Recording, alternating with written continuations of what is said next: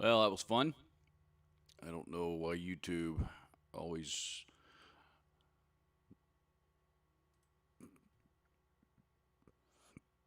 makes it so difficult for me to start a live stream, but apparently it does.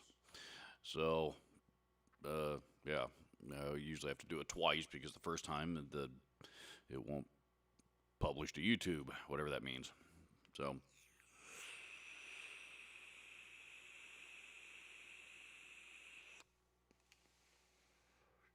good morning or afternoon to everybody, depending on what part of the world you're in.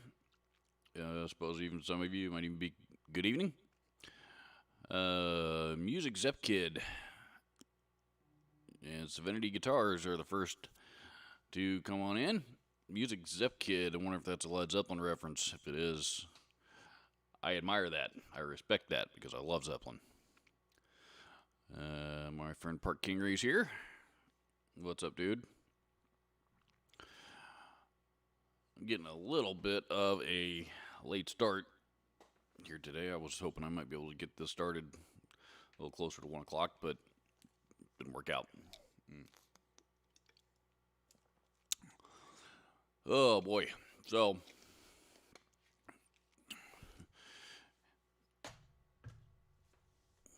Sean Y is Cubs fan one. First to hop into the super chat this afternoon. Appreciate you, brother. Says, hi, Robert. What do you think of the Marshall Mini Silver Jubilee amps? I'm looking at getting the combo version. Cheers from Chicago.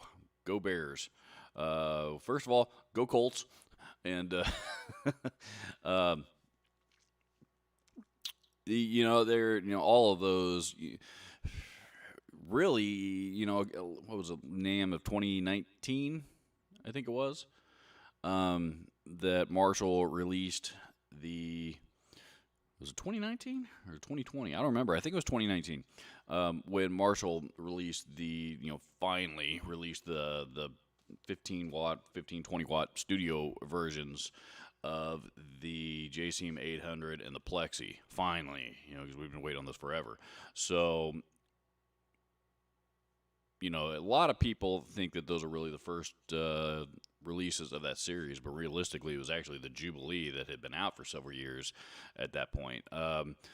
So, there's actually 3 of those small studio-sized heads. To answer your question, I think it sounds killer. Matter of fact, a good buddy of mine. Go check out his channel. His name is Chris Mizell, Mizell. Chris has been a good friend of mine for years, and he puts up some YouTube videos every now and again. Doesn't have a real big channel, I don't think, but he puts up some videos every now and again of instructional videos and that kind of thing. Cause he's a really really good player. And he used to live here, which obviously is how he and I became friends. And he moved away. I think now he's in another part of the country now. But when he used to live here and I was still at Guitar Center, he came in and bought stuff from me all the time. And that guy was, I lost track of how many Marshall amps I sold him, and bought back from him because he was always Marshalls and Mesas in particular, because he was always rifling through them. And he got a hold of the Jubilee combo, the one that you're looking at, and fell in love with it. And that's been the only amp that he has owned for like the last 5 or 6 years now, which for him is absolutely unheard of. So and he's a guy that's just really really picky about tone. So to answer your question, yeah, they're killer. They are absolutely killer. I wouldn't mind having one of the head versions myself. I have played an original Jubilee a few times. One of the really really expensive, rare, hard to find ones. And those the current versions are pretty faithful recreations of those tone of the originals tone wise. So Park Kingery says, just got my project guitar back with the Fishman Fluence pickups. I really want to try those pickups. I've never, I have not gotten to try a guitar with Fishman Fluence pickups in them yet. Everybody raves about those things, and I haven't gotten to try them yet. So I'm waiting on BC Rich wants to or not, they don't want to. They did, change ownership, and they just re-released a lot of their line and made some drastic quality improvements on them across the line. And because the last management group that was running them, damn near ran the brand into the ground.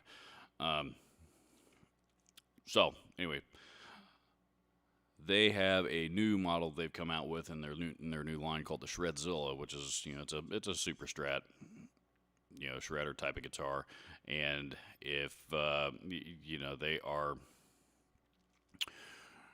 I'm reading and talking at the same time, so that's why I'm stuttering and I'm not able to concentrate because I'm apparently distracted. But I'm waiting to see if they come out with a version of the Super Strat that has both the Fluence the Fluence pickups in it, as well as the Evertune bridge. I want a guitar that has both of those on it. And right now, I think the only model that they offer that does have both of those features, I think, is a Mockingbird.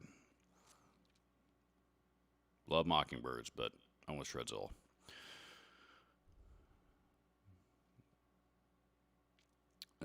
Doc Amos Roxy is here. Don B. Rick James 5150. Jeff 7. Welcome, everybody. Hope everybody's having a good Saturday so far.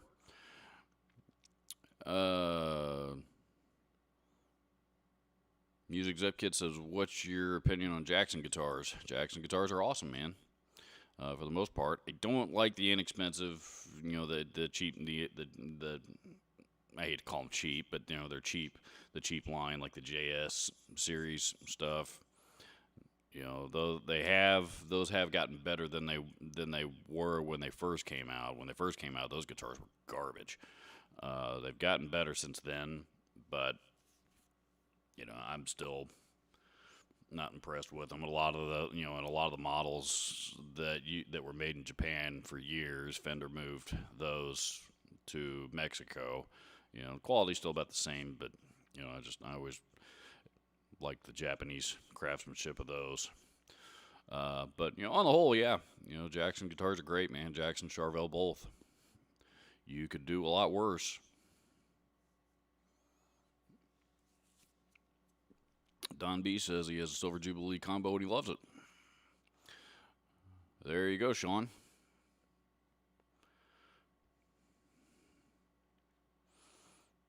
Doc Amos Roxy says, "My Saturday beer fest always is interrupted by RGD live stream." Weird.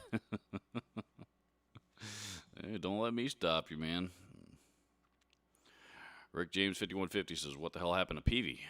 I don't know what you're referring to. Peavy's alive and well.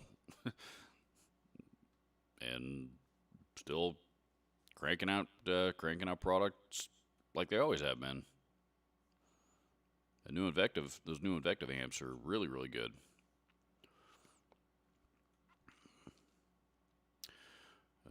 Sean Wise Cubs fan 1 says, "If I get the Mini Jubilee combo, I've got an HSS Strat, Les Paul Traditional, and Flying V ready for it." All worthy guitars of that amp, man.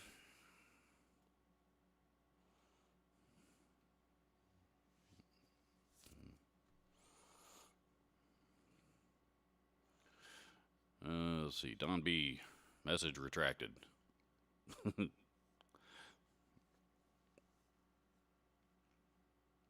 Says, "I don't want active pickups, too lazy for battery changes." Man, as long as you don't leave a cable plugged into it, overnight, the amount of battery changes that you have to make on an active guitar are, God, like on my Charvel Desolation guitar that's got EMGs in it, that any of the guitars I have that have EMGs in it that you guys have seen on my channel, with that guitar, I bought that in 2014, I think. I bought that guitar in 2014. I think I've changed the battery in it once. Maybe. Yeah, I mean, batteries last forever in active guitars. I wouldn't let that scare you.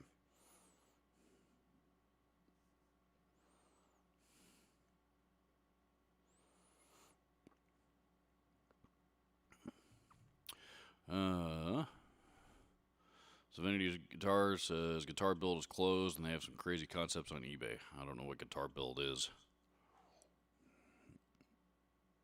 Non-existent Human says, "Am I crazy for wanting to do a triple P90 Stratocaster?" No, I don't think so. You know, if you like P90s, why not? Um, I mean, they've plenty of people out there putting 3 humbuckers in Strats and 3 humbuckers in Les Pauls and 3 humbuckers and all kinds of things. And there's no triple P90 guitars that come to mind right off the top of my head, but stranger things have happened.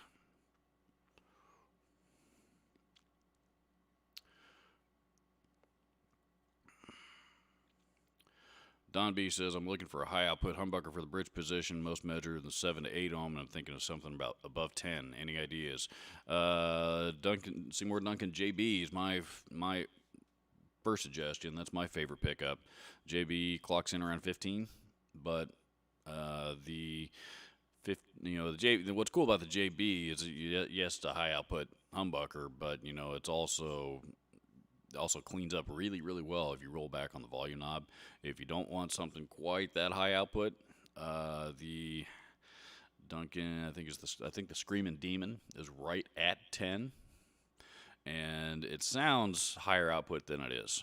That was a pickup design for George Lynch. And oh man, what else they got? The Full Shred, I think, is a little above that. I've got the Full Shred in one of my Schecters. It's a great pickup. The Distortion is a flamethrower. The DiMarzio Tone Zone. So you got Gibson 496 500, particularly the 500. But if you're looking for clarity and versatility, I would definitely go with the Duncan JB. Matter of fact, I wouldn't even consider anything else.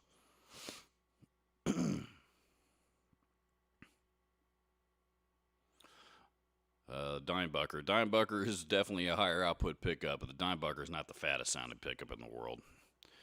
That one's, it sounds okay, but it's just, Dimebucker is just pure output.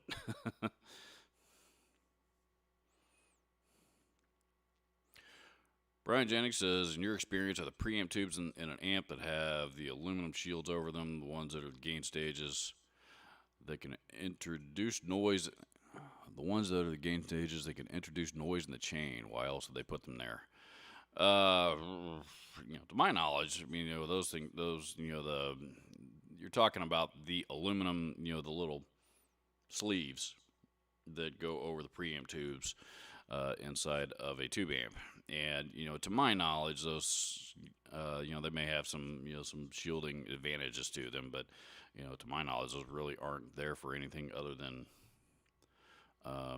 protection. From the tubes.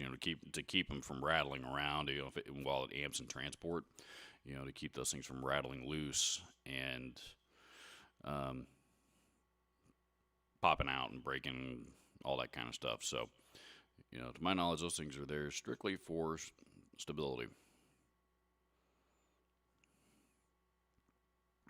But that said, I am not an amp tech. I'm not an amp technician or like an electronics engineer or anything like that. So,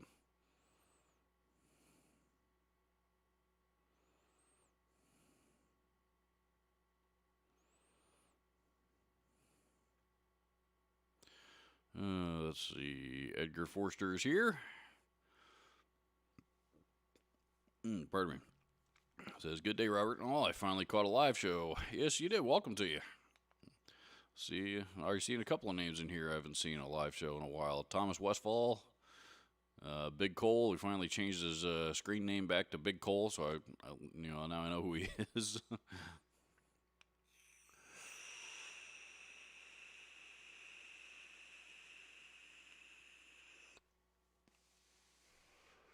And my buddy David Gabe is here.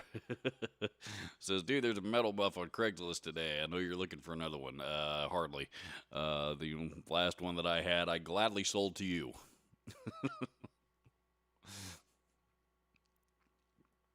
Oh, I still get lambasted for that video all the time. My God, there's so many people that love that pedal. They're so pissed at me. If you guys want a good laugh, go read the comment section of that video. It's hilarious.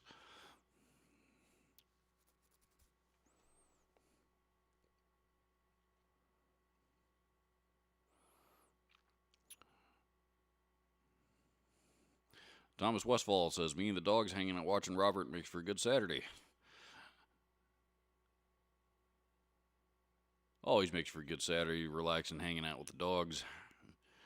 Mine's always downstairs, chilling out on the back of the couch. So I'm expecting a UPS delivery here anytime. So when she starts, if you hear her start to go bonkers, that is probably means the UPS man came.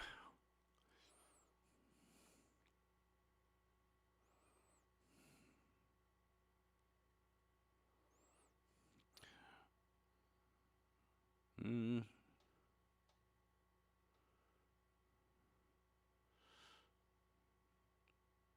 Divinity Guitars says guitar build off. What he was talking about. Jimmy DeResta, Crimson Guitars, Ingove Guitars, filming. I'm still not familiar with it.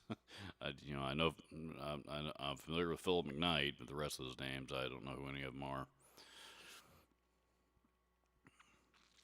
I had sent a message to, if you guys remember, here on the live stream a month or two ago.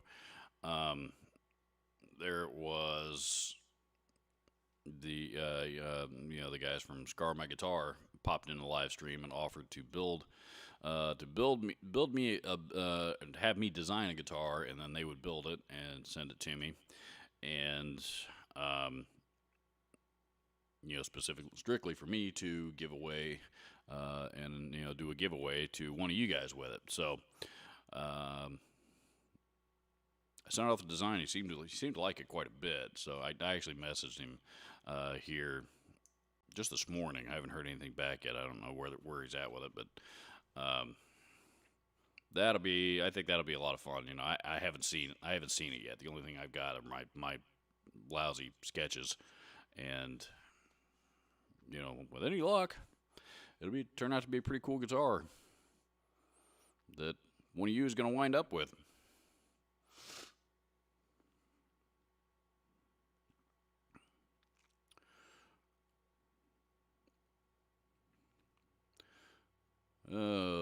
Let's see.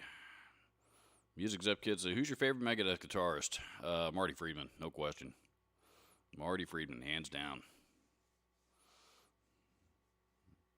They've had a lot of great guitar players, though. Marty Friedman, Chris Broderick was excellent.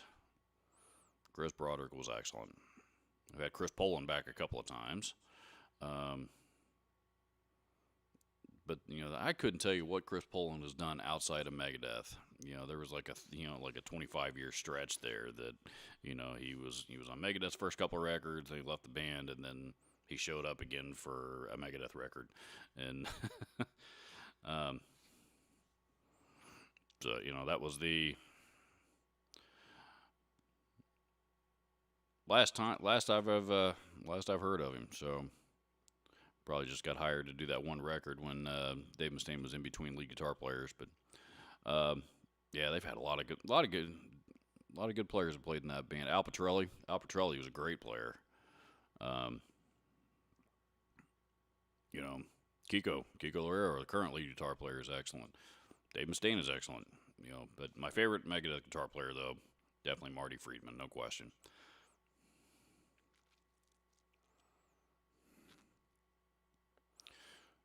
Robert, are you familiar with the 77 Gibson RD Artist guitars? Yeah.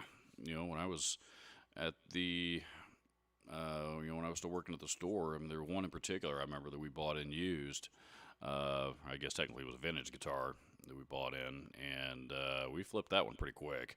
It was a guy out in California wound up with it. It was a great guitar.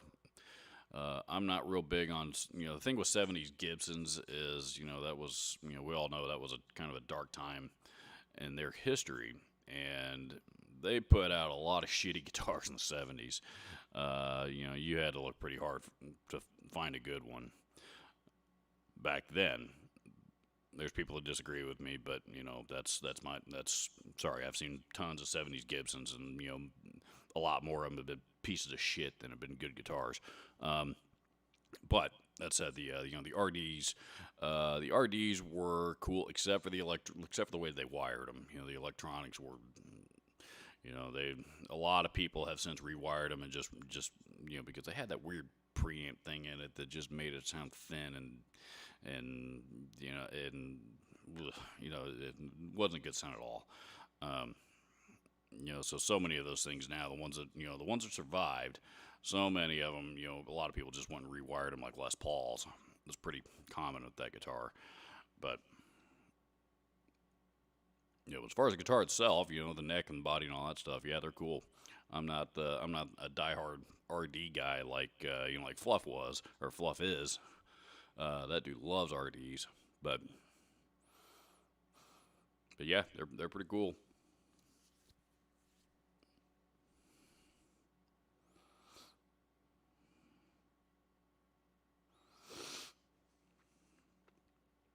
Park Kingery says I use that pedal as an overdrive boost with the gain on zero. Talking about the metal muff, I wouldn't even want to do that because God, that pedal that's another thing that's just all treble and high gain, even with the gain on zero. I mean, that would just supposed to be you could be good as a treble boost, but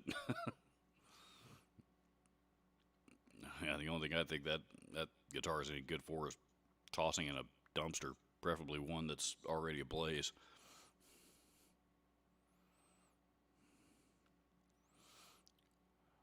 Doc Amos Roxy says, any thoughts or experience with the Fender Pugilist? I've actually done 2 videos on the Fender Pugilist. So, yes. First one didn't sound very good. It was just one of those things, the pedal sounds great. It's actually a good sounding pedal. The first time that I recorded a video with it did not sound very good at all. So I went back and did another one about a year later and it sounded better. But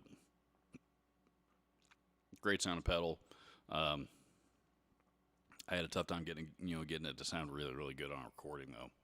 But I struggle with that probably more often than most people. So take my lousy recordings of that pedal with a grain of salt.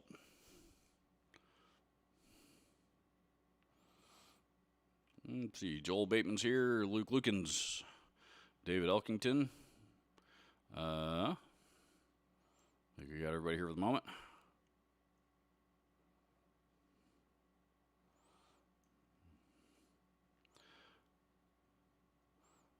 Sean Wise, Cubs fan 1, said, "What was the best price you ever paid for a Gibson? Last year I paid $225 for my Flying V. After it gets set up, it felt got a great deal. Best price I ever paid for a Gibson, free. I didn't pay a dime for my Zakk Wylde Vertigo Les Paul. I thought I told that story, how I got that guitar on my channel somewhere before. I'll revisit that one of these days.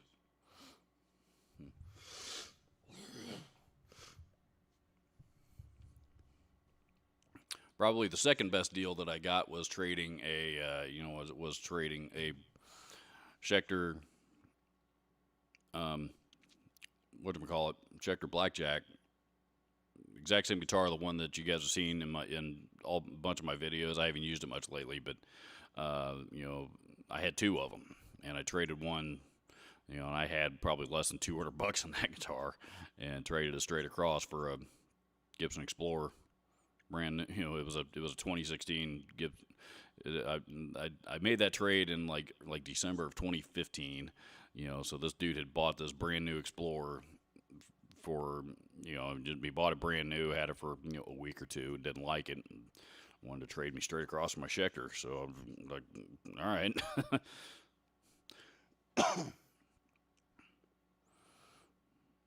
But I see why he didn't like that Explorer, because I spent hours working on that thing just to make it playable.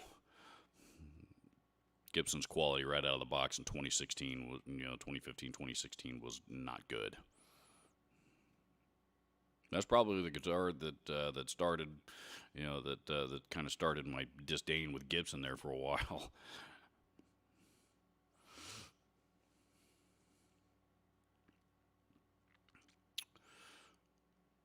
David Elkington says, "How come BC Rich guitars have grown in price? They're not making anything in China anymore. You know, it's everything. You know, well, they got the really expensive custom shop stuff, which has always been expensive. But they're like production line stuff that you're seeing on the on like on the dealer websites, Guitar Centers, and I don't know if Sweetwater's carrying them or not, but the big retailers that are carrying BC Rich, all those guitars now are starting at about 1300 bucks now.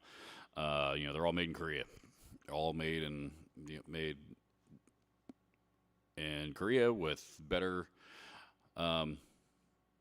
craftsmanship, better appointments, and higher end options.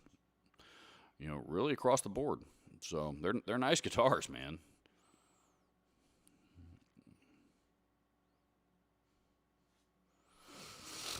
Hmm.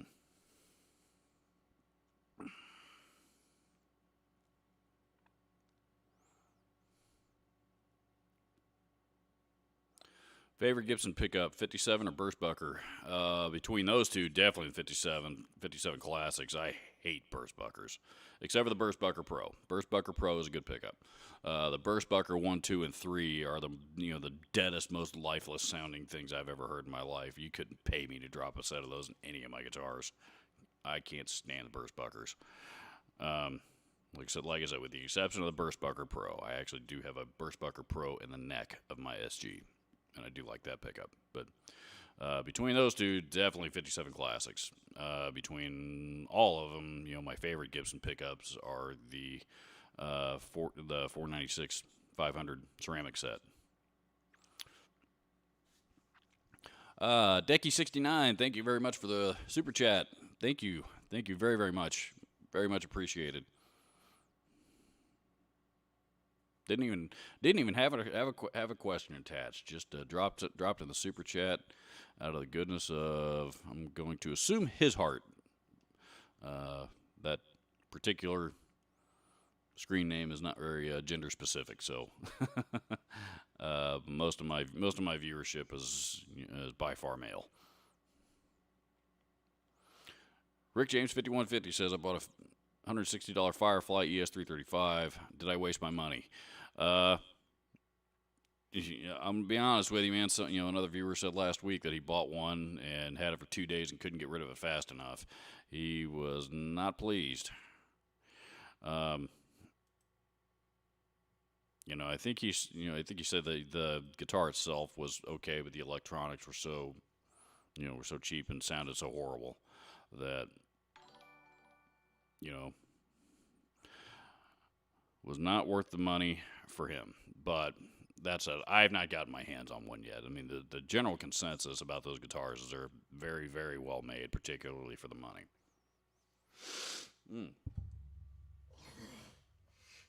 God, I got this thing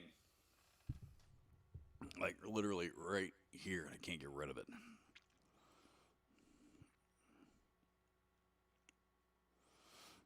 Allergy season here in Indiana. When the temperature starts dropping here in Indiana, that's when allergies start going bonkers.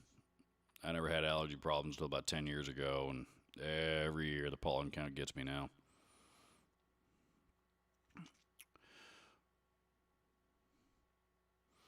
Non-existent human, thank you so much for the super chat. Another one, just dropping one in the bucket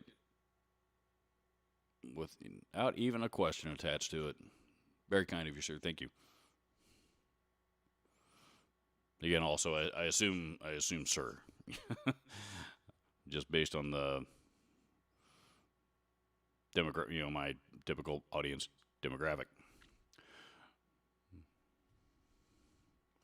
Edgar Forster says, I have one Robert PAF like pickups and Moog preamp. Jimmy Page played a Nebworth.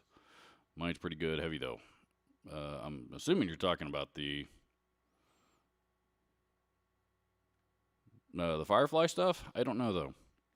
I'm not sure what that is referring to.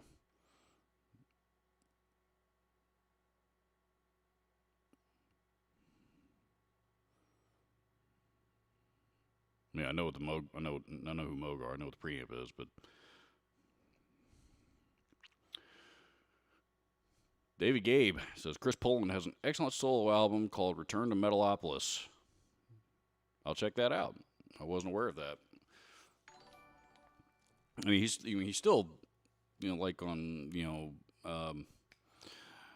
LinkedIn and social media. I mean, he's still listed as a full time musician. So I got to assume he's been doing something, full time studio work or something like that.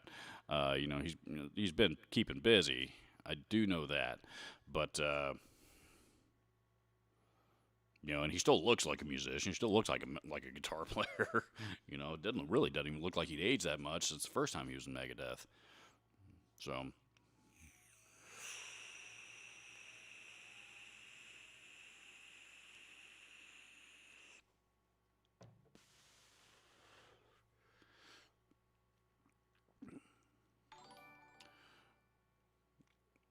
Joel Bateman says because his quality control is better than others, BC Rich is a primer brand.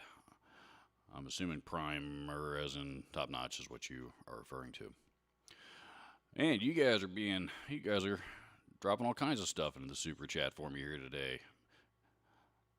I am very, very touched. Thank you guys very, very much. Dennis O'Rourke says, "Hey Robert, I ordered a custom Texas Toast guitar with an upgraded Sophia 292 bridge. The bridge alone was almost $500. I'll keep you posted." Wow, $500 for Telly Bridge. I'm not familiar with those guitars. Texas Toast. I mean, the name alone just seems to scream Tellys and Strats and that kind of stuff. I'm not familiar with that company though. Please do keep me posted. I would like to know if they're, I don't know if they're USA made, custom shop stuff, or if they're a Texas-based brand that's building imports. There's a lot of those out there nowadays that all seem to be doing it better than the big companies for less money.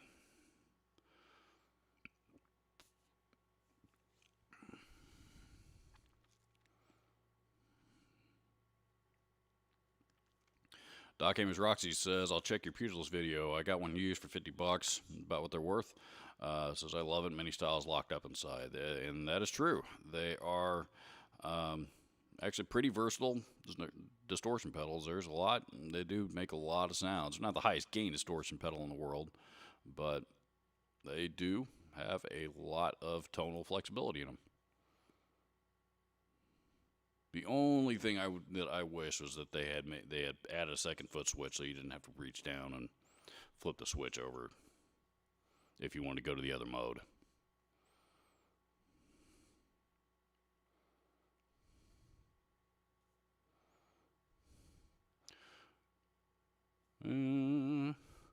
Joel Bateman says, "Reverse V, damn ugly." You guys know how I feel that guitar. Big Cole says, "I missed a Warlock for $100.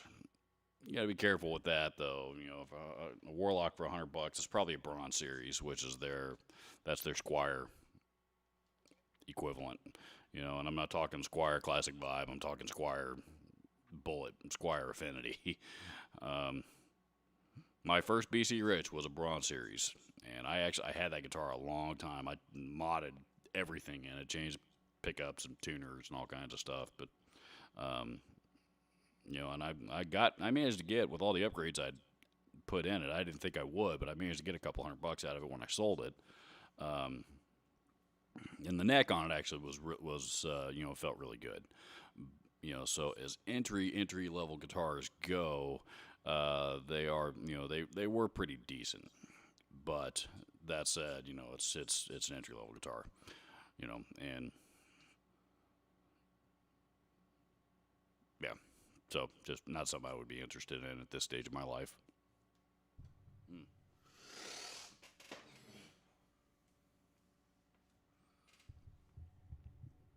Sorry about that, guys. Jeff Seven says, "Tweak that like button, y'all." Decky69 says, "What about Zakk Wylde EMGs?" Zakk Wylde EMGs are the 8185 set. Those are the Zakk Wyldes. And that's for the longest time, the 81, 85 EMGs were, if you saw a guitar with EMGs in it, with active EMGs in it, chances are there was probably an 81, 85. I guess they did make some changes in those from like the 80s, early 90s to, the version that is out on the market today. But, I've never sat down and A/B the two of them. I've never really noticed much of a difference between one and the other. Some people say the older ones sound better. I don't know if there's any truth to that, or if that's just older dudes, being gear snobs. Like I said, they've always sounded pretty close to me. But for the longest time, if you were playing a guitar that had active EMGs in it, chances are that those EMGs were an 81 or an 81 and 85 were pretty good. And then all of a sudden, then they started coming out with the 57s and the 66s and the 60s, and oh man, all kinds of, now they got the 707s, and there's they got all kinds of models out now. The Zakk Wylde EMGs are the 81, 85.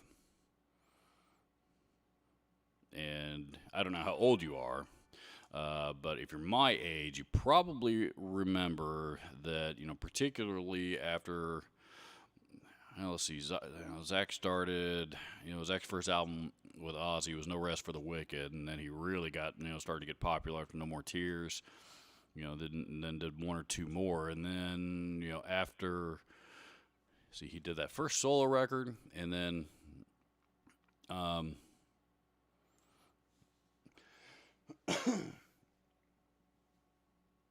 and his other band, which for some reason I'm completely drawing a blank on right now, but probably the band that he's more well known for now. They got an album or two out, and they don't.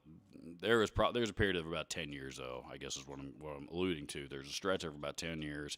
Zakk Wylde was one of the most popular guitar players on the planet, and everybody wanted to be Zakk Wylde. Everybody wanted to sound like Zakk Wylde.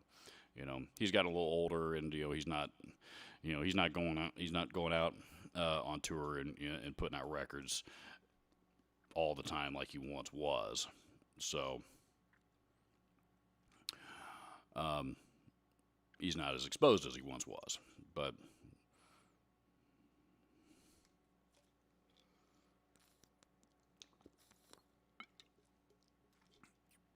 to answer your question, I like as EMGs go anyway, and they're not my, I like EMGs. I don't love them. I don't need them in every guitar that I own. I like them, and a few guitars here and there. If I buy a guitar that has them in it, I don't complain. I'm not going to take them out. But as EMGs go, the 81, 85s are, they're pretty okay. I think all of my guitars that have, I've got 3 or 4 guitars that have EMGs in, and every one of them is the 81, 85 set.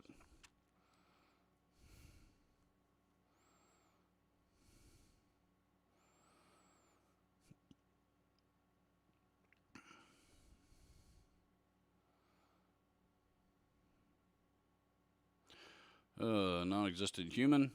So you answer some of my questions. Helped me the other week when I asked about rack gear. Ended up buying an Alesis Reverb 4 small Digitech unit and another DoD rack. Least I could do if you help. Well, thank you. I appreciate it. Rick James, 5150. Jumping in on the super chat action here a minute or two ago as well. Thank you, sir. Thank you very much. You guys are being very kind today. I'm very, very grateful. Really does go a long way, by the way. Really does.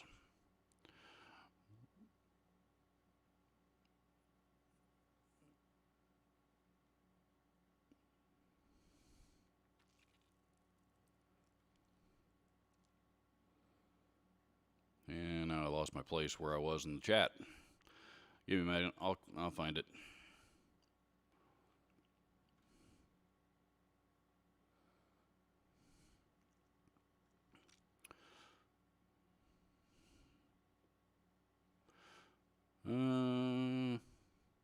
Non-existent human is a sir. Okay, cool.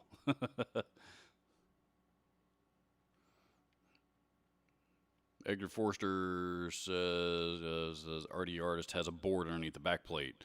That was part of that weird preamp system that those things came with. Um, Fluff actually did a video here recently. I don't remember if that was the main topic of the video, or if it was something else. I think it had something to do with RDs. Um, but he actually did a video talking about the history of that guitar and the original design. So I would suggest go over to Riffs, Beards, and Gear. Uh, what's he calling his channel now? I think it's for the longest time he's always called it Riffs, Beards, and Gear, but for the longest time he had it under Ryan Bruce, his name. But now I think he actually changed the name that you can search for by his Riffs, Beards, and Gear. Anyway, fairly recent videos, just like within the last couple of weeks. So I go over to check out his video to see. He's really familiar with the ins and outs of those guitars.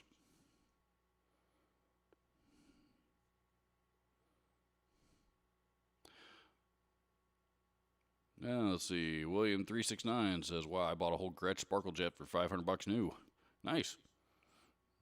Gretches are great. Matter of fact, I had a customer just the other day that bought a Black Falcon from me.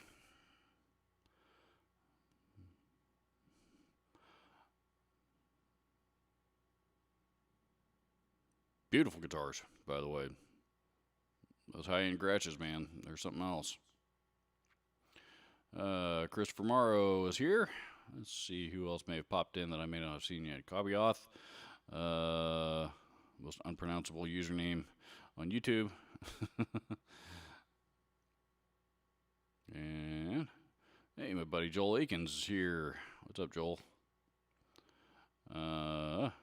Let's see. That's all I see here for now that I haven't already said hello to, I don't think.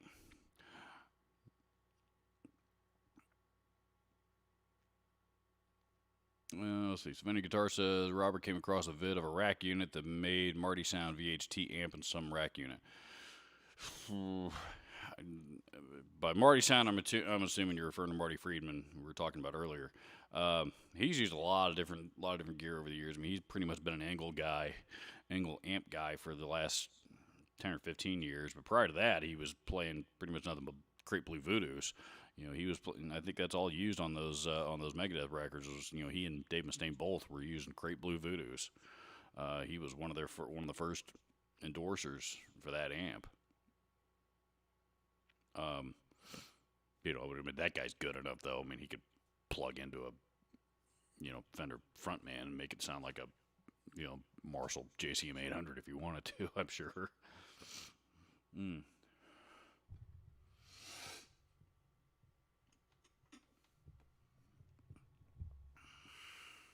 Allergies.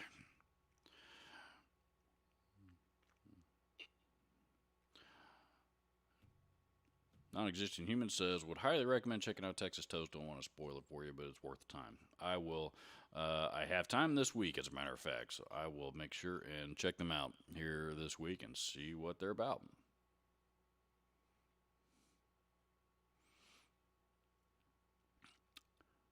Maybe if they got a cool Strat model that I'm on the hunt for, that I can get cheap, I might be interested.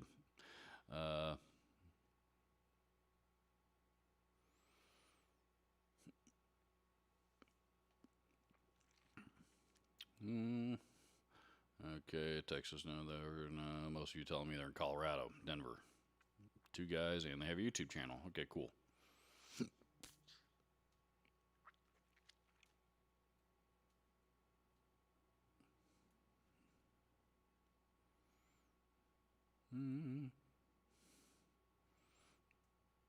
Crimson Ben Crow. That's another one of those. You guys are all into the builder channels. It looks like.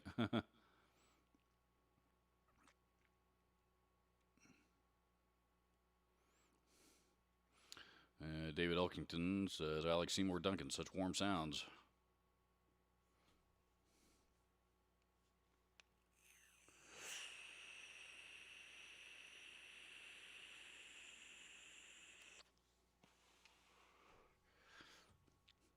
Seminity Guitars says, "Black Label. Why could I not think of the name of Black Label Society? I have no idea. No idea why that drew a blank there. Because because I'm a huge Zakk Wylde fan. I feel guilty about that. Black Label Society.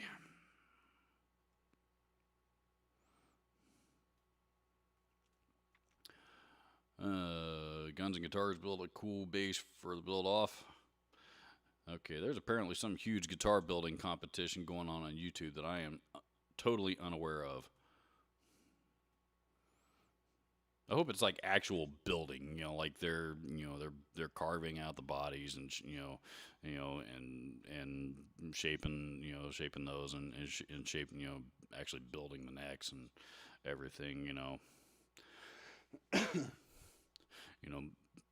bolting your jank ass guitar neck that you had laying around onto your onto your cheap ass body that you bought off of eBay for $100 is not building your own guitar, in my opinion. Kobe says, Robert, how do the 18-volt Seymour Duncan live wires stack up against blackouts and EMGs? And I can't remember which model it is, but there is one set of the Duncan live wire pickups that are some of the highest output pickups I've ever heard. I mean, there is no clean tone. I don't care what guitar you got them in. I don't care what amp you're playing it through. There is no clean tone out of that pickups whatsoever. I mean, they are just, raw flamethrower distortion. That's what they're designed for. But there's also some other live wire models, like the Dave Mustaine signature live wires, for example. They're active pickups, but they're not very high output at all. I mean, they don't sound like active pickups even remotely. So, it depends on the model that you're talking about. Between blackouts and EMGs, the blackouts are the Duncan equivalent to EMGs. I do actually like blackouts better. I think they offer a little bit more clarity and not quite as scooped out sounding as the EMGs are. A little bit more mid-range, a little more upper mid-range, make them a bit brighter. So,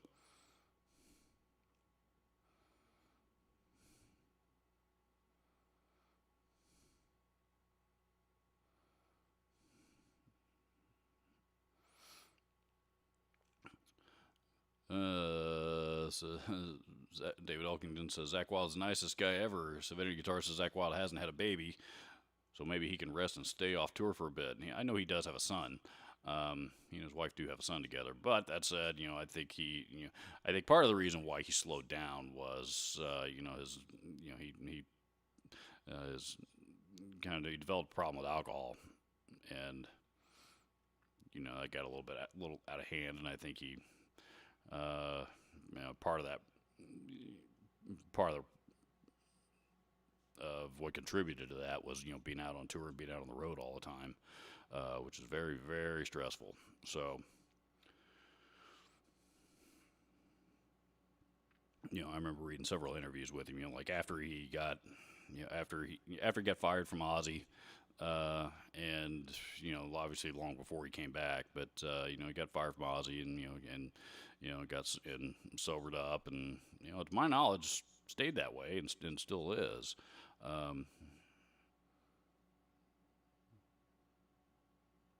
Or at least backed off quite a bit. I don't know.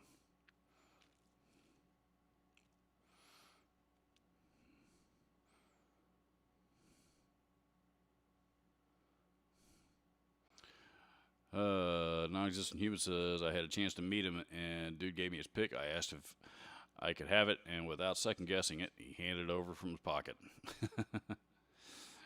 Yeah, he does have a reputation for being a really, really cool guy, really nice guy.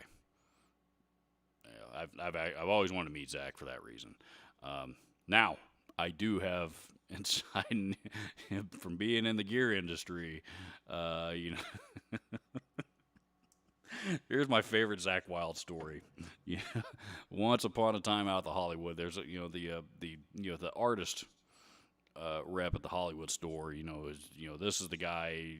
At that time anyway, within Guitar Center, that he's the guy that dealt with the big major touring artists. The Zakk Wyldes, the Metallicas, all those guys out there. They all call him when they need something from Guitar Center. Okay.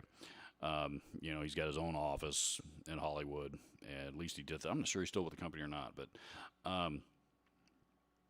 Well, Zach Wild came into the store one day, and what you could tell he was a little, he had something that he needed to get straightened out, and so he and Dave started their conversation on the floor, and that turned into a loud conversation, which then went to his office, and you could and the door slammed, and then everybody out on the floor could hear this great, this real loud fuck you match going on between the two of them up there in Dave's office. There's kids, kids out there on the floor, and they're just hanging out, trying out guitars, and so finally Zach comes out, to the kids, and it's like, and I guess you could still see how red his face was, from being mad and yelling at Dave, and but there was like 3 or 4 kids that were in there hanging out that were all just like totally stunned and didn't know what, they knew who he was. So he went up and said, "All right, I want," and I had a buddy of mine that was there that saw this. That's how I know this story. But he says, "All right, sorry you guys had to see that. I want every one of you to go pick out a guitar. I'm gonna buy all of you a guitar. As my way of saying I'm sorry that you had to witness all that." So he. Which was, that's pretty cool of him, man. I kind of made me wonder how many times he may have had to do that over his career. But he bought all those kids a brand new guitar that day, just because he was having a bad day and they had to see it. Or I guess in that instance, they got to see it.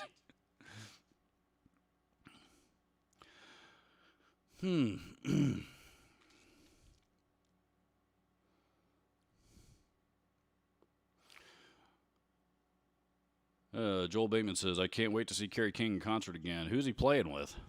You put together a solo band or something like that?"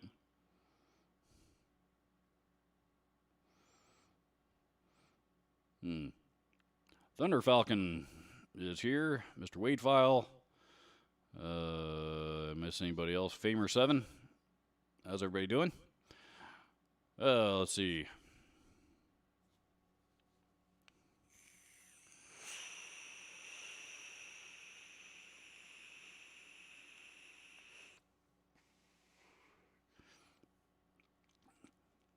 Joel Bateman says, "Musician's friend no longer gives catalogs away." The Guitar Center mailer doesn't show up in the mailbox every month anymore, and the sweet. I mean, all the big box retailers still send out the like the paper catalog, a couple times a year, maybe. The big one usually being right around the holidays. But I mean, with everything being online, I mean, it just doesn't make sense for them to keep spending money on print. When they've got literally everything on their own website. If they need to promote something, they now they just park it right there on the landing page of their website. So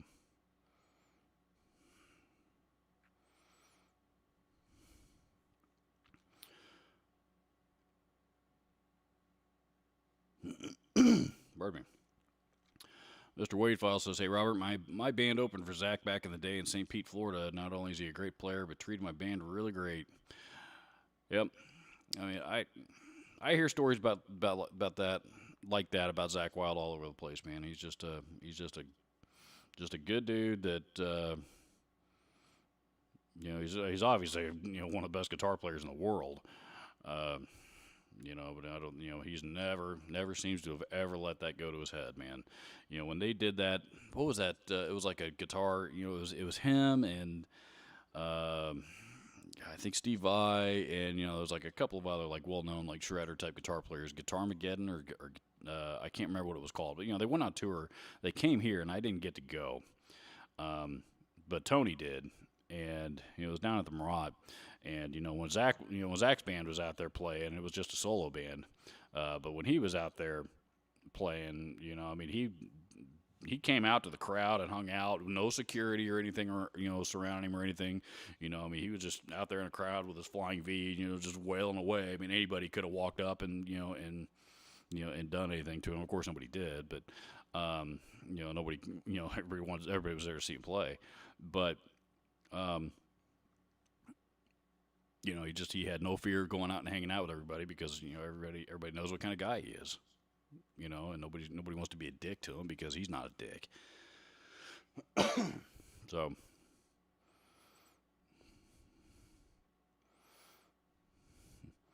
Bart Kingery says, got to run, setting up a new pedal building station. Have a great day. Awesome, dude. Can't wait to see what you build from it.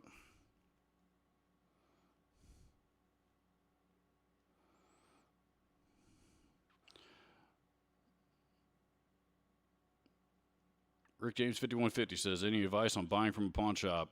Do your research in advance, man. Pawn shops don't always know what they're buying.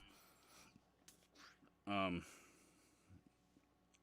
not going to tell you to, I'm not going to tell you how to negotiate on price. I'm definitely not. I'm not ever going to tell anybody to, to walk in to start grinding away on a retailer about price, because being on the other side of that drives me batshit crazy. But I do think that it is important to, if there's something that you're interested in, do your research, before before thinking about buying it and making an offer. Check eBay, check Reverb, see what something's actually selling for, and try to get a gauge on the actual value of it. So that you have some reliable information from some reliable sources when it comes time to try and make a deal happen. So, but yeah, a lot of pawn shops, they do the best they can, but they're pawnbrokers, they're not musicians, in a lot of cases anyway, most cases. So they don't always know, the guitar market very well. Some do. Like the guys on Pawn Stars, they've, the high end stuff especially, they've actually, those guys actually know the market pretty well. Every time I've seen a guitar show up, a high end guitar or a vintage guitar, something show up on that show, I usually try to predict what I think they're going to pay for it, and what it's going to be worth, before they get to that part. And I've been right more often than not. So, meaning that, or I guess, meaning that, they seem to think it's worth about what I do. So, they seem to have a pretty good grip on it. Now they're also in Vegas too, which is, that market alone is a little bit higher end. So,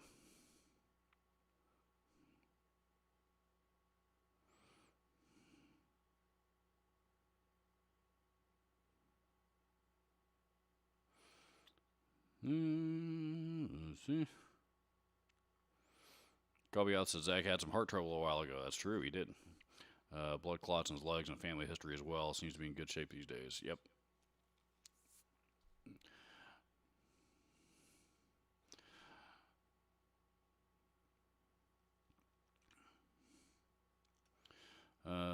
Zach Wild can lift weights like The Rock.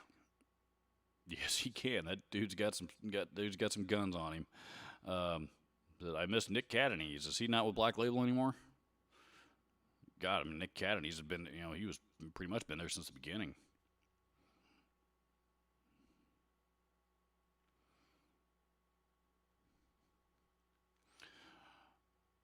Thunder Falcon says Soldano SLO30 or Friedman JJ Jr. I play in a hard rock cover band and I'm considering these two amps. Should I also buy the matching cab? I would, between the two, SLO or Friedman JJ, I'd probably go with the SLO.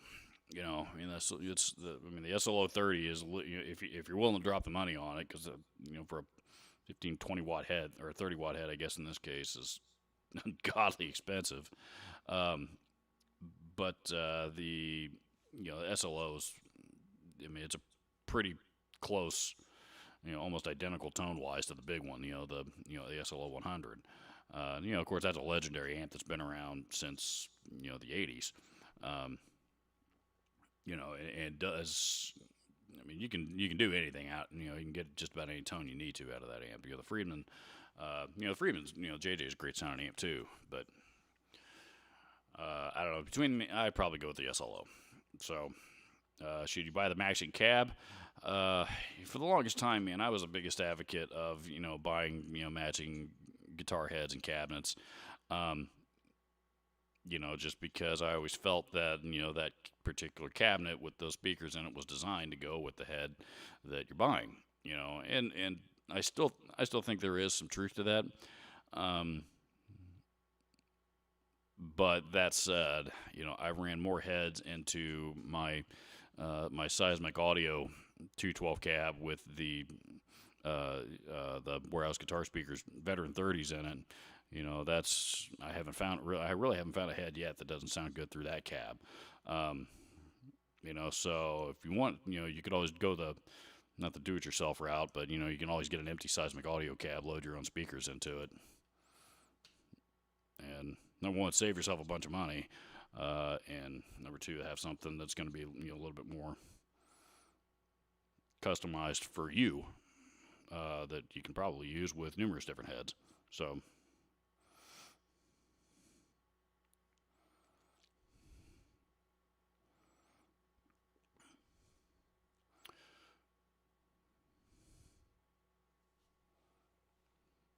Generation Axe, that's what it was called. It's called the Generation Axe Tour.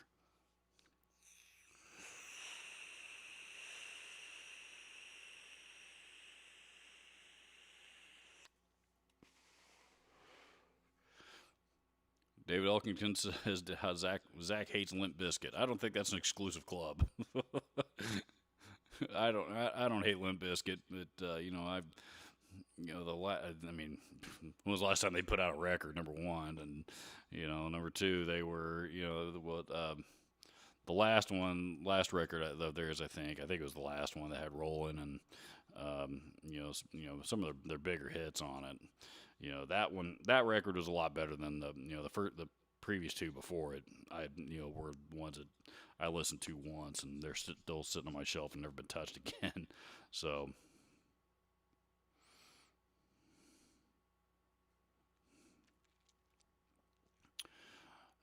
Michael Tilley, Dr. Peter Gozinia. Welcome to you. David Cannon. Who else is here I may have missed? I think that's it. Um,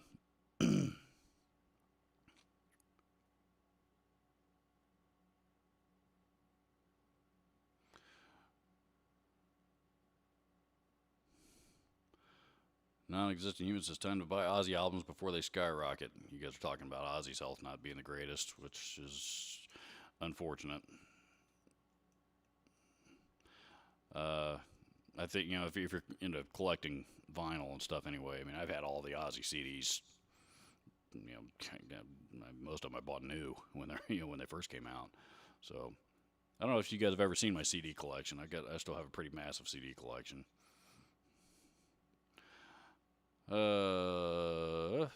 Fortunately, Ozzy didn't die in the '70s like he probably should have. That's true. So it's amazing he survived. He survived the '70s. It's amazing he survived leaving Black Sabbath. That was probably at one of his lowest points ever. Was right after he left Sabbath and he was trying to put his own band together. If you've heard the story about how he recruited Randy Rhoads, or how Randy Rhoads got that gig, I guess Randy Rhoads showed up for the audition, and Ozzy stumbled out into the room after Randy got in there, and Randy didn't play one note, and Ozzy took one look at him, said, "Hey, you look great, you're hired," and then promptly turned around and passed out, and that was the end of it. And Randy was like, "Okay, cool," and and I guess everybody else, Sharon and anybody else who was in the room helping him get this band put together were like, "Okay, be here at this place at this time," and every one of them were all like, we don't know how well this is going to go. Well, apparently Ozzy sobers up and wakes up the next day, and everybody told him what happened and what he did, and and Ozzy's like, "Oh man, oh boy, I hope he can play." Boy, he was right. He I guess he not only did he get lucky, he got real lucky from from that standpoint. Of course, of course, Randy went on to become known as one of the greatest guitar players ever.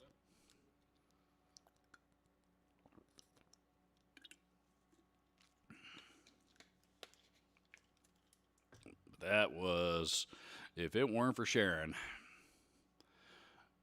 Sharon was the only one who was not, who wouldn't give up on him. So if it weren't for her, we would have, there would be no Ozzy Osbourne, the Ozzy that we know today.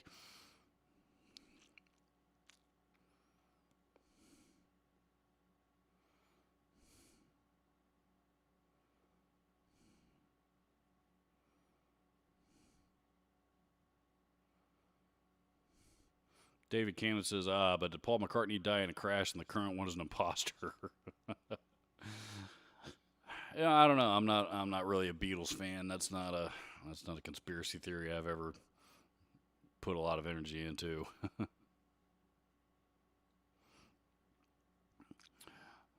Let's see. Black Label Order album was their last together, and Mike Freud.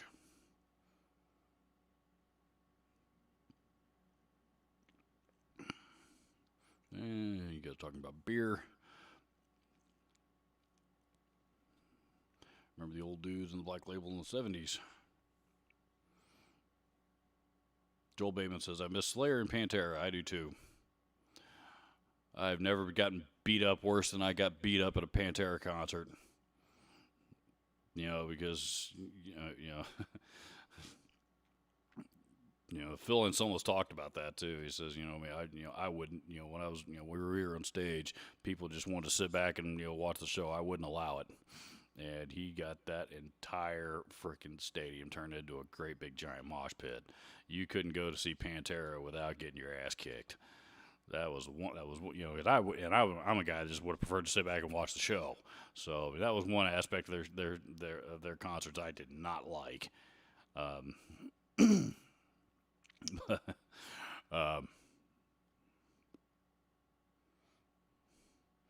but yeah, I do miss both those bands, Slayer and Pantera.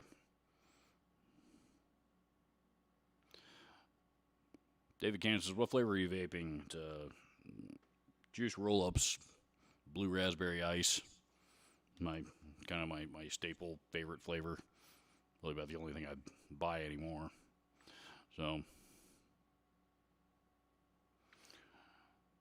Don B says, I know you like the JCM 900, but there's more than that one model. I've seen heads on reverb for as low as $650, as much as $24.99. Which model sounds best to you?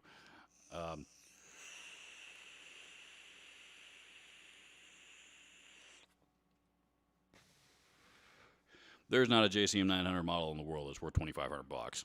Not even close. I remember seeing on Reverb there was one that was it was dual reverb just like mine. Actually, I think it was one of the later 5881 models, but but for all intents and purposes, it was a 4100, same model as mine. That was that the dude claimed was owned by Paul Stanley, and that one he was trying to get rid of for some stupid money, like $2,500. That in my knowledge, it hasn't sold yet, so that could be the $2,500 one that you saw. So throwing that one out, assuming that it's legitimately artist owned, and I have my doubts, but giving that guy the benefit of the doubt and throwing it to the side. You've got really three different versions of the JCM 900. You got the dual reverb, which is the one that I have. That's the the 2-channel version with the reverb on it. That one is that one uses diode clipping in it that a lot of purists don't like. I mean, but it's I don't know what the what their beef is with that amp. I mean, I've always loved the sound of them. So a lot of other people have too. So you've got that one. You have the SLX, which is the single channel version, and the SLX really stands for super lead, and then the X stands for hot rodded. Basically, it's a single channel. Basically, what the SLX version is a hot rodded plexi. Way hot rodded plexi. It's a really high gain plexi design. Again, where it gets its name. And then finally, there's the Mark IIIs. And the Mark IIIs are also two-channel versions. They're kind of similar to the dual reverbs, except they don't have reverb on them. They don't have onboard reverb, and they don't use the diode clipping. Those were straight tubes. And those are the hard ones to find. Those are hard ones to find. Those are probably the most valuable and the rarest. I think those are also the ones that they didn't, that were made the least in quantity of. So that said, the Mark IIIs probably sell for a little bit more. And all three of those, by the way, also came in 50 and 100 watt versions, and your assortment of 112 and 212 combos. But if you're talking about just comparing 100 watt heads, most of them, like the dual reverbs, are probably worth nowadays, 657 ish, depending on condition. This is going to vary a little bit too. But on average, 650, 700 SLXs are probably 50 or $100, less than that, give or take. And the Mark IIIs are probably 100, maybe $200 more. So none of them are really, really, really expensive yet, and they haven't hit the point to where they're hitting collectability values yet. Though I'm sure they will, but they haven't gotten there yet. So, as far as which one sounds best, I love all three of them, to be honest with you. I love the dual reverb, and I would love my dual reverb. I'd love to have a 5881 version of it. That's one of those things that's kind of been on my I would love to have, but it's not really a dire need just yet. So, which is why I haven't bought one yet. The SLXs, I'd also love to have one of those. The Mark IIIs, believe it or not,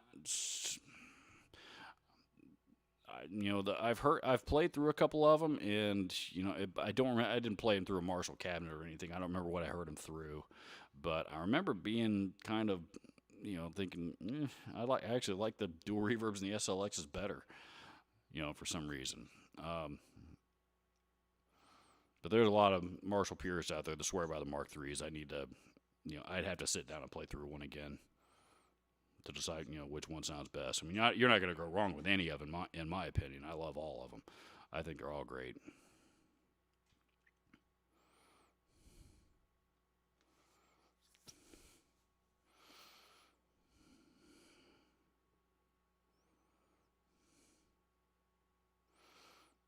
Tom Strummer here says, "Hope you're keeping well. It's a good day." It is. I'm doing well, sir. Thank you very much. Hope you're doing well. Hope all of you are doing well, for that matter. It is a beautiful day here in central Indiana, outside. I would have the blind open, but because I am anything but a videographer, and I'm lucky I know where the red button on that camera is. Otherwise, I would have this open, but then you guys would be getting that effect and be getting completely blinded.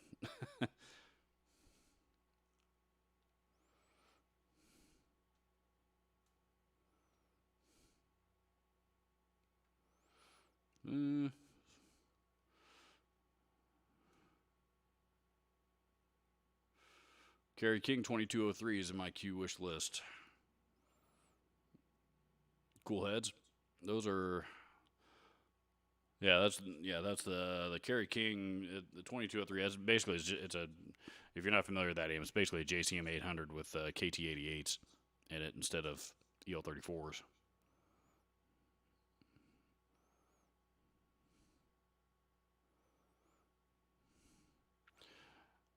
Christopher Morrow says, "I caught in maybe 95 Pantera, White Zombie, and the Deftones. Awesome show. Deftones opened the show. They'd even dim the house lights. Crazy times I'll never forget." Yes, that was about 95 because I went to that tour.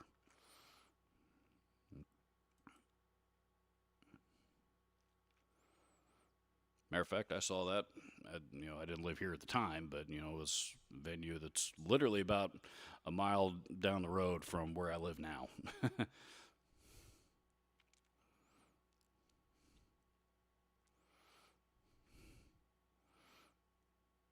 David Cannon says my son has a Yamaha Pacifica and he's looking to upgrade to the next level. Any suggestions, new or secondhand? Man, that's a really really vague question. Or it's not a vague question, but it's the answer could be very very broad because I have no idea exactly what your son's interested in or or any of that stuff. What he might like or what might be a good fit for him. Yamaha Pacific is a great guitarist, by the way. Even the the cheap $179 models are built really really well. I've always been an advocate of Yamaha guitars, particularly the Pacificas. As far as what to go to next, depending on budget, depending on what kind of sound he wants, depending on any number of things. You know, as far as going, new or used, I mean, I've if you're not experienced at buying used guitars, and you're not experienced at shopping for guitars, then I would probably recommend you buy new, because on used guitars there can be any number of different things that you might not know to look for that could easily get by you, and like you could wind up costing yourself more money in the long run, if if you get stuck in that situation. So, if you're experienced at buying guitars and you know what you're looking for, then certainly nothing wrong with buying used if you can find what you're looking for. So.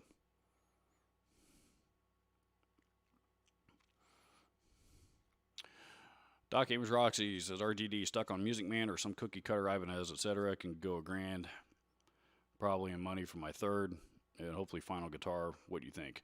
I think I think the term third and final guitar is absolutely ridiculous.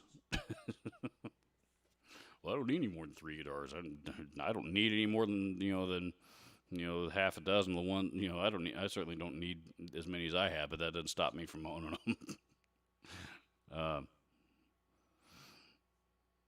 as far as quality wise, if you can find a good Music Man for a Music Man, USA Music Man, I don't know if you can find one for $1,000 or less. You may have to spend a little bit more, even if you're getting into like the cutlasses and stuff like that are around 12 or 13, I believe.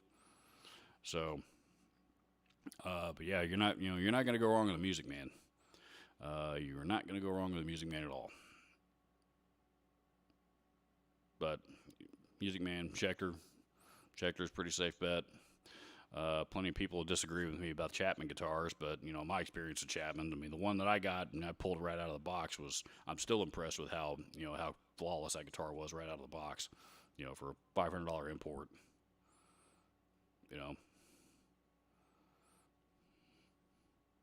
I like that guitar quite a bit.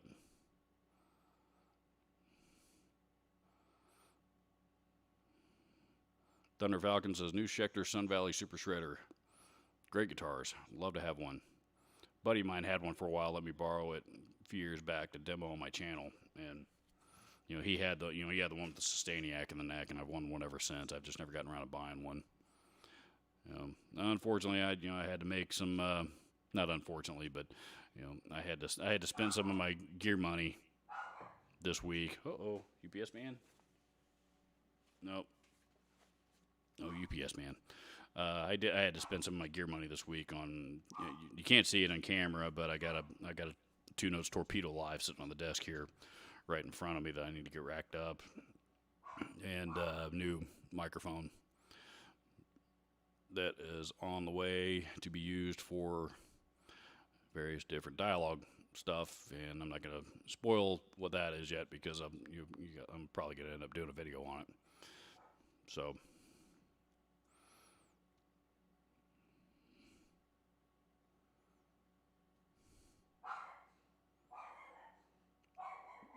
Jeff Seven says, old school, still swear by my Marshall JMP. JMPs are killer, man. JMPs are great. I probably prefer the JMPs over the Plexis.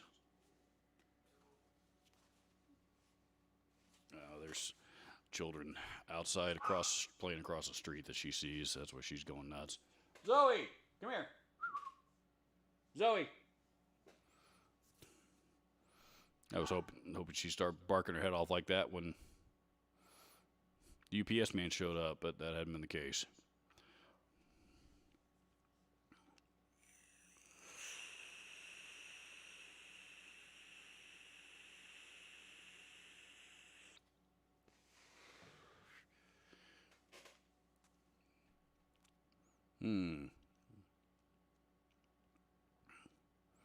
Thunder Falcon says, RGD, what's the prices on Reverb? Are these guys, what's the prices on Reverb? Are these guys nuts? I've seen people selling used gear at more than new prices. Man, that's the one thing that I've always hated about Reverb, man. It's always been like that. Everybody that sells their shit on Reverb thinks their shit is gold just because it's theirs. You know, it drives me insane. It drives me absolutely insane. And it's, they've turned it into this.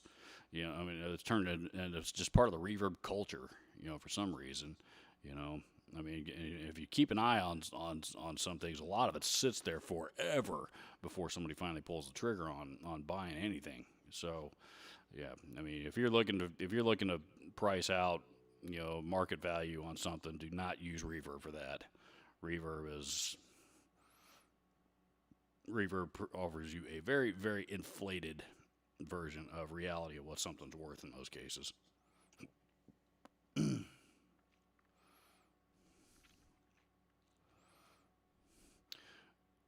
Fred DiGirolamo. I don't know if I pronounced that right or not. I hope I did. Welcome to you. Says there a general thought on 5881 tubes. I never really heard much about them until I bought an Engel Thunder 50, which keeps sounding better and better to me. 5881s are 6L6s. Virtually the exact same tube. The only difference is the 58. It's basically the difference between a 12AX7 and an ECC 83. The 5881 and the ECC 83 is the British denotion for that tube versus 6L6 and 12AX7 is the American denotion for it. Beyond that, they're pretty much the exact same tubes. They're interchangeable and everything. Tone wise, I'm sure there's somebody out there that's going to tell you there's a slight tonal difference in the EQ between 6L6s and 5881s, but I don't know. Matter of fact, the JCM900s, the early ones, like the first year and a half that they were made, and which is when mine was from, the very first early JCM900 dual reverbs came with EL34s in it.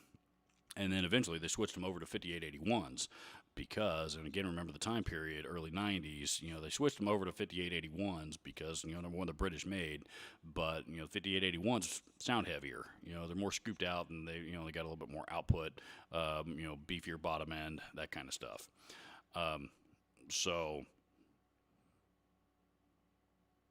that's the reason why Marshall switched that particular model over to 5881s. And it's about the only time that they've used that tube, to my knowledge. They've gone EL34s just about, mostly anyway. They've done a few things like with KT66s and KT77s and stuff like that.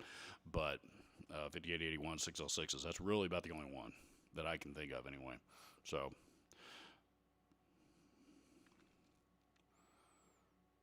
Timbuktu is here. Alex2112, David Daly, Mitchell Tilley, I think I said hello to you earlier, JG Mopar. Welcome, everybody. Thank you for coming to hang out here on this lovely Saturday afternoon.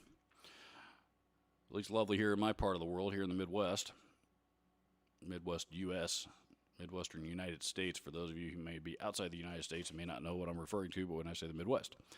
Although you can probably listen to me talk and figure out that I am located in the U.S.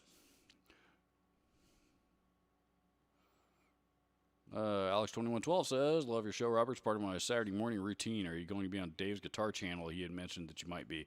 They've invited me several times, and I do plan to get on there and hang out with those guys, but And I look forward to doing it. But unfortunately, they've sent me a message like right before they're getting ready to hit live and start their show, and I need a little bit. My schedule's jam packed enough. I need a little bit more notice than that. I can't just drop what I'm doing and go sit down at the computer and and hang out like that. So timing wise, we just haven't been able to make it happen yet. So. But they have invited me, and yes, I am planning on doing that with them here at some point. It just been a scheduling thing thus far.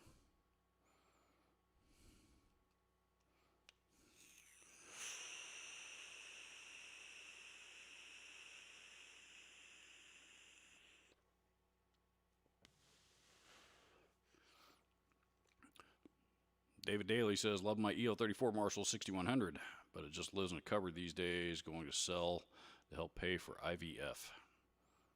I don't know what IVF is. Marshall 6100 though, I think was that the 50th anniversary, the anniversary model that they did around like or 40th anniversary, I guess it would have been around like 2002. I can't remember.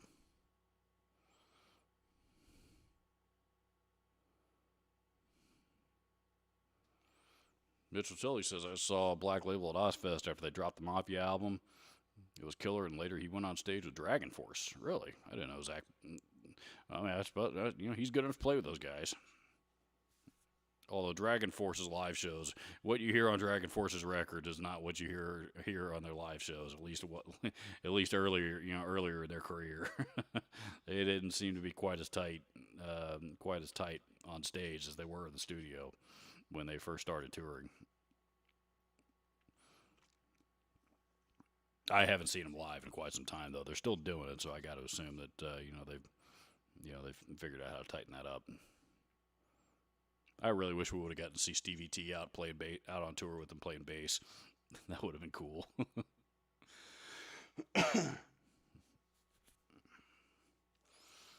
JG Mopar, the Surf Green Schecter Sun Valley Super Shredder. I want one. I love those guitars. Yeah, that's the one that I've got my eye on as well. I'm not. That's not going to be the next guitar I buy. Unfortunately, it's going to be a while before I can pull the trigger on one of those. Especially I got to pay off this broadcast mic that I just bought, and the torpedoes paid for, but that money had to come from somewhere.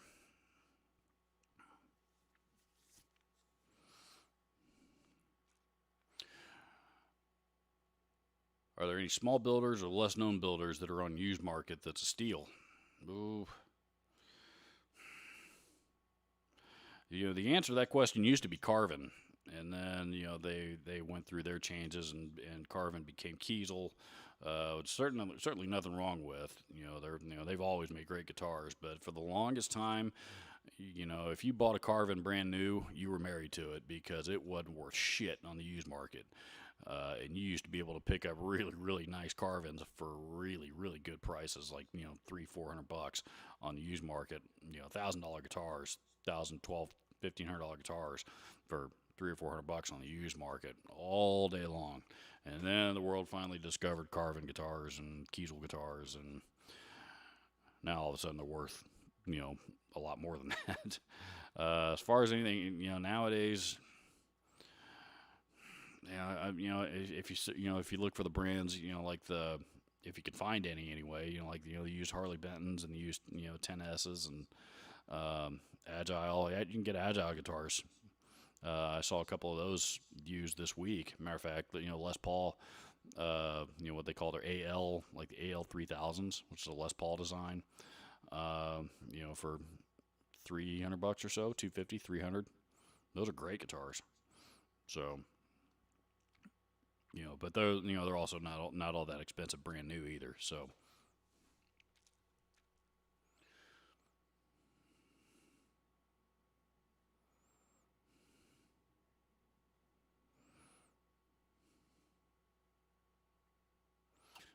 Fred DeGirolamo says, "By the way, you pronounced it right. I'm impressed." I almost screwed it up a second time, though.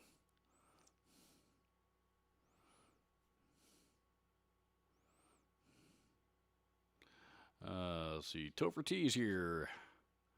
Ken K is here.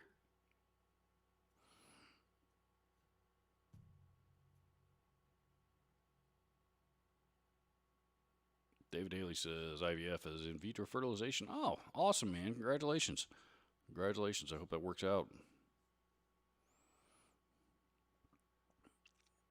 Yeah, the 6100 he was talking about is the anniversary one. I thought that's the one. That was the one it was. I played a couple of those. Those were cool amps. A lot of Marshall purists don't like them. Some Marshall purists do though, because they were different. That was a different amp from compared to everything else that they had that was out on the market. Certainly at the time. Those are out. Let's see the D.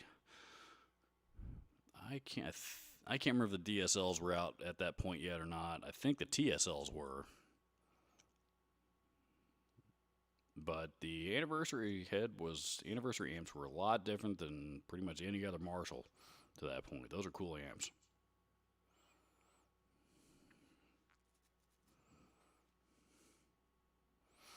Thunder Falcon says money is no problem, just print some up like our government does. I'm not touching that one. JG Mopar says my first custom guitar was a Carvin Kiesel. Kiesel are untouchable price-wise for me now. I thought you could still get a production model Kiesel for Fred. Thank you very much for the super chat, dude. Thank you very, very much. Very much appreciated. I was beginning to think you guys didn't like me anymore because it got quiet there for the last 30 or 40 minutes. But I thought that you could still get a production model Kiesel for at least right around $1,000, maybe not quite that much or a little less. You used to be able to get them, buy production models, pre-made, boxed up, all ready to go, not custom order stuff for $800-900. I remember looking at this here a while back, but nope, that's not it. Must be Kiesel guitars.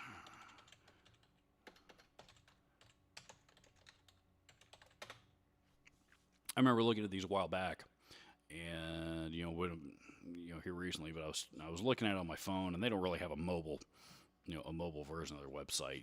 It's pretty much really, just the standard web version is what pulls up on your phone, and it's really small, really hard to read. Let's see.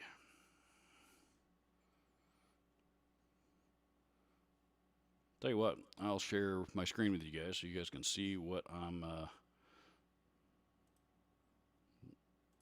looking at.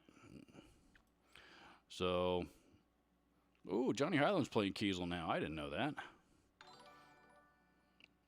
I remember going to a clinic of his right after he had switched over he was a PRS player forever, but right after he switched PRS to Music Man, he was a Music Man for a while. He was a fairly new Music Man artist, but I guess now he's with Kiesel. Interesting. Frank Gambale's awesome guitar player. Let's see, guitars in stock. Solid body, basses, lefties, etc., etc. That's where we want to go.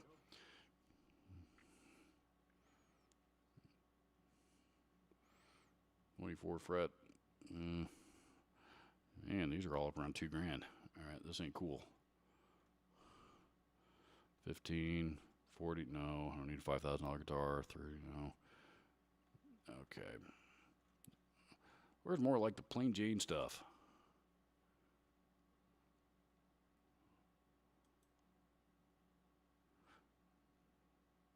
Start at $1,300, $1,309. Cool guitar. But what they have in stock anyway. Electric guitar, double volt, no. Zeus, Osiris. I wish I knew their models better than I do. DC series. Yeah, let's check those. Those have been around forever. I know the DCs.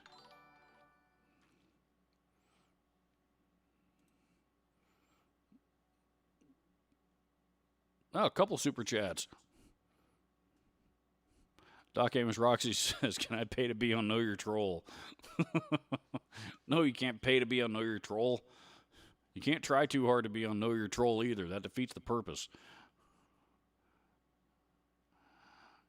Christopher Morrow has been trying to get here loyally every Saturday. Every Saturday is better than the last one. Keep it up. Thanks, man. Thank you very much. Thanks for supporting the channel, all of you. By the way, whether you kick into the super chat bucket or you don't, you just come in here to hang out and talk gear. Thank you to all of you for taking time out of your Saturdays to do so. I know it's not easy for everybody. All right, this seems to be a little closer to what I'm looking for, but even then, still, it's not something I'm interested in. Looks like anything that I might be interested in starts at about 11, on sale right now for $11.99. Even then, I'm just not sure if that Vanquish would be my first choice. 18, 13,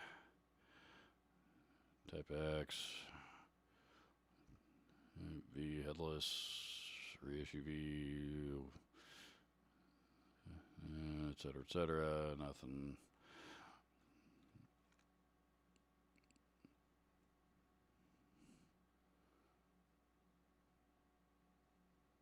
Multi-scope, etc. So $12.99, $12.99. Let's check these.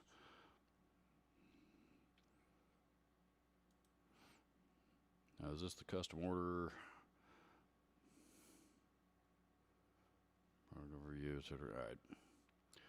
All right, we'll come back and talk more about that another time. But what? That one. There we go. All right, so there's a glance. All right, I guess you can't buy Kiesel for less than $1,000 anymore. That sucks. That's too bad.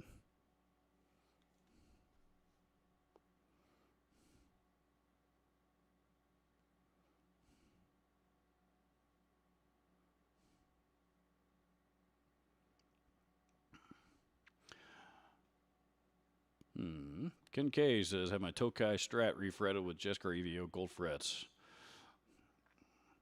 I'd be curious I'm curious what size frets you went to. Everybody seems to love jumbo frets. I don't, man. I like the vintage size, the vintage style, the small frets. I've always been a small fret guy, but I've had to learn to live with jumbo frets most of my life because most guitar companies never seem to install vintage frets on anything anymore. So I'm stuck with what they give me. At least they don't put vintage frets on the type of guitars that I like.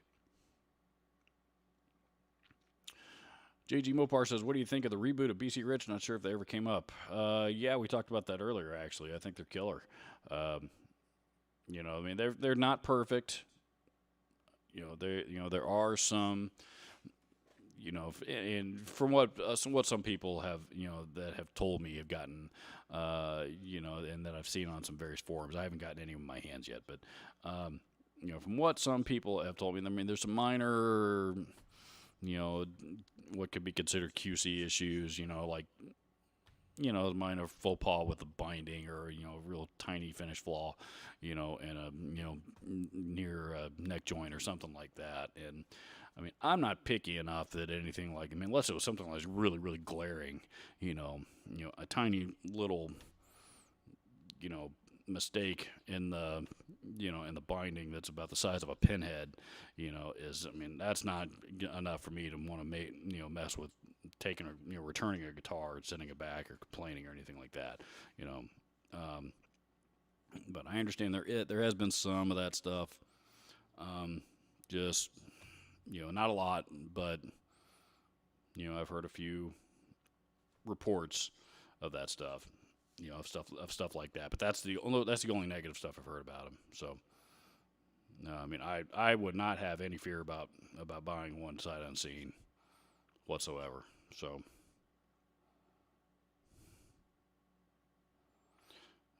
Music Zep Kid says Rosewood or maple. Are you talking fretboard? Are you talking back and sides on an acoustic? You talking necks? I don't know what part of the guitar you're talking about. Generally, for me, though, it's going to be Rosewood. I love Rosewood. I'm a Rosewood guy.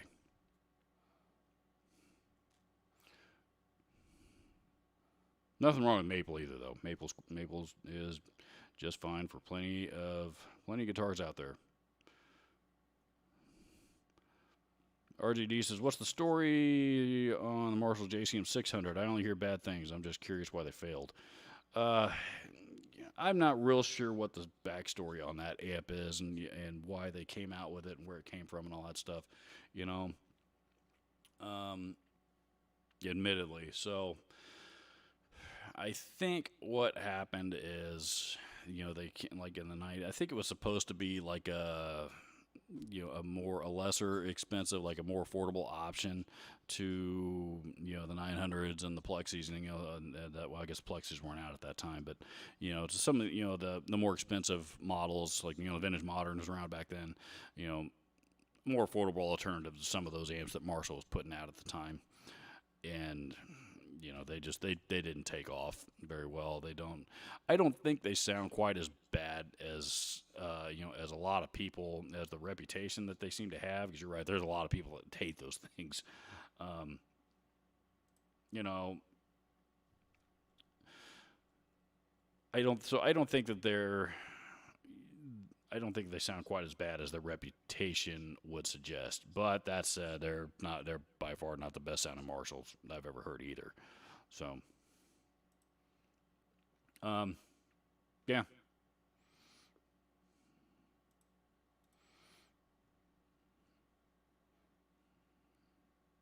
But I would need to do some research to see what exactly what the backstory, the inspiration behind building that thing was. Um, that was one of those. I'll be honest. That I had never heard of the JCM 600 until I saw a used one come in at the store, and eventually I saw a few of them. But somebody brought a used one in one time, and that was the first time I had ever seen one. So that was 10 years ago now, maybe not quite that long.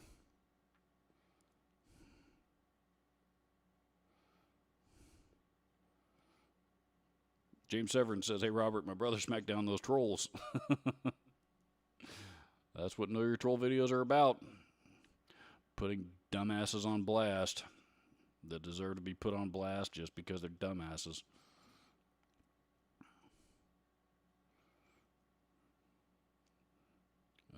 Delos, Topher T says Delos is a Strat copy, talking about Carvin, I think.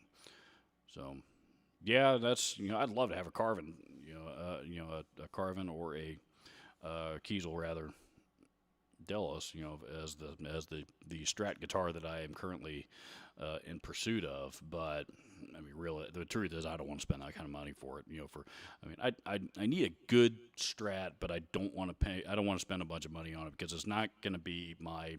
It's not going to be a main guitar for me. It's going to be, a good, solid, reliable Strat that I grab when I need to. When I need a Strat sound. That's what it's going to be. Or Strat-like guitar. That's what it's going to be for.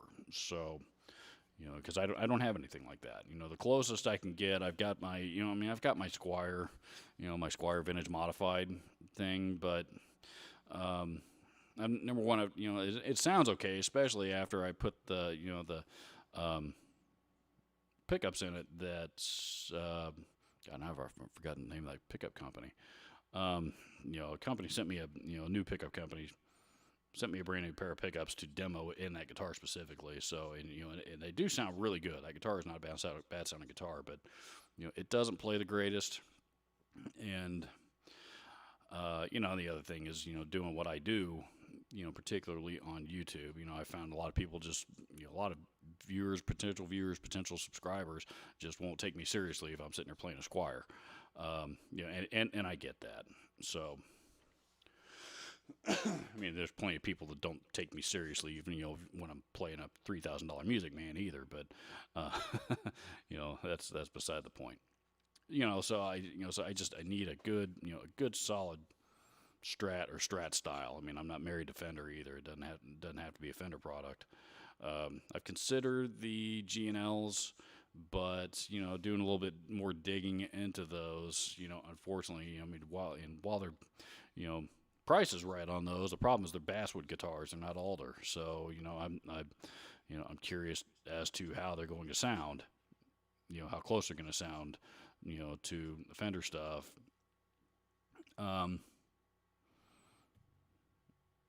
And there's a few others I've considered and have eliminated as well. I think probably what I'm going to wind up doing is I'm probably just going to save up a little bit more money and buy a 10s. They've got one called a Lizard Drop Top that I think is about the most kick-ass looking Strat guitar I've ever seen. So 3 single coils in it. That's probably gonna be what I wind up doing. So.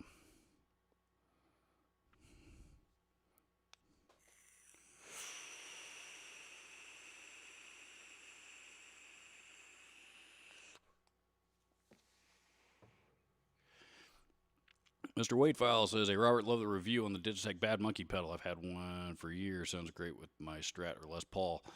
Thanks, man. I gotta admit, I never do feel right about referring to any of my videos as reviews. I always consider more just demos more than anything. I just kind of play through it, show you what it sounds like to the best of my ability, and you know tell you what it does well, and a little bit about what I think of it. So,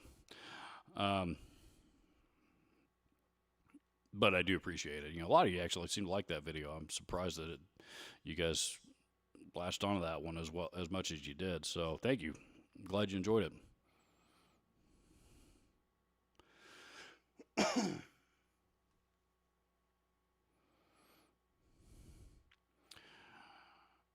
Rick James 5150 says, "I'm new to the channel. Can you talk about your background?"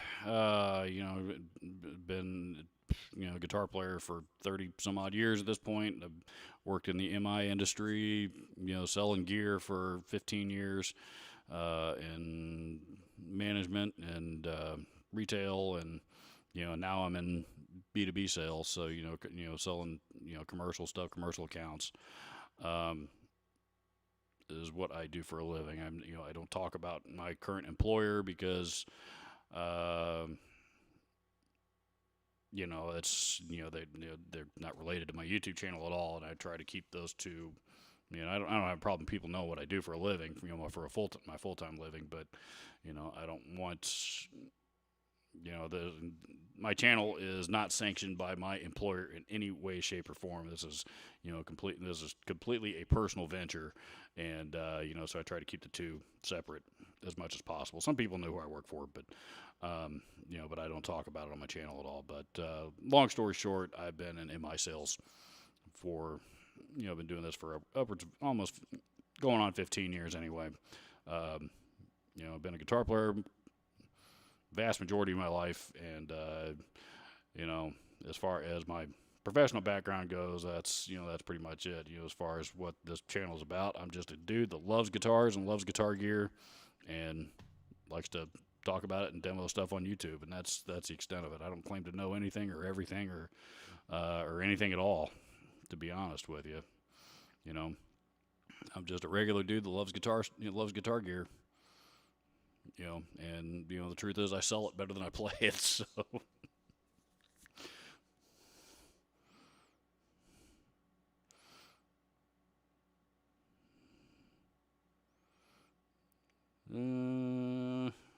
GoopTuber says, "Pedal vids have been on point." Thank you, sir. I'm actually getting tired of pedal videos, man. I want to start demoing some other gear, but I haven't. I'm trying to reach out to some guitar companies and some amp companies, and just so I can demo, do some stuff other than pedal demos, for at least a little while. But I haven't really gotten much of a response back yet either. So.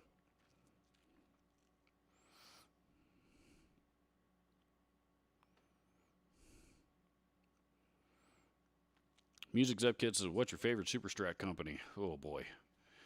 Man, God, there's so many companies that make a good Super Strat type of guitar. Man, Jackson, Ibanez, Schecter, Kiesel. Man, I don't know that I could pick a favorite, to be honest with you. BC Rich has had several Super Strat type of guitars over the years. Aria Pro 2.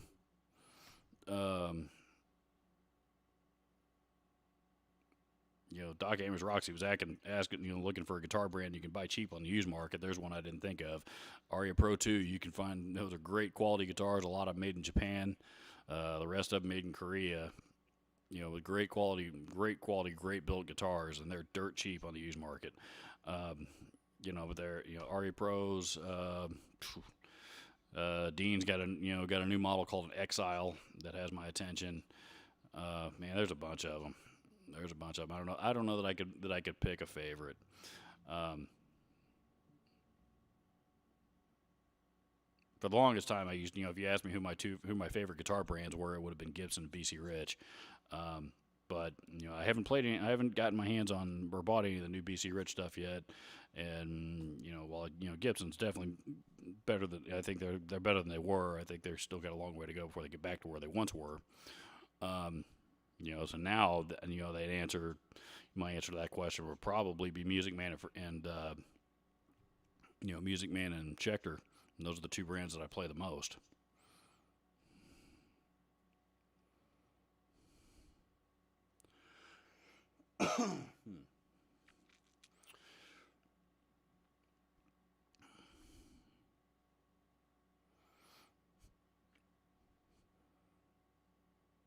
GoopTuber says, "Thanks for putting me in a Know Your Troll vid."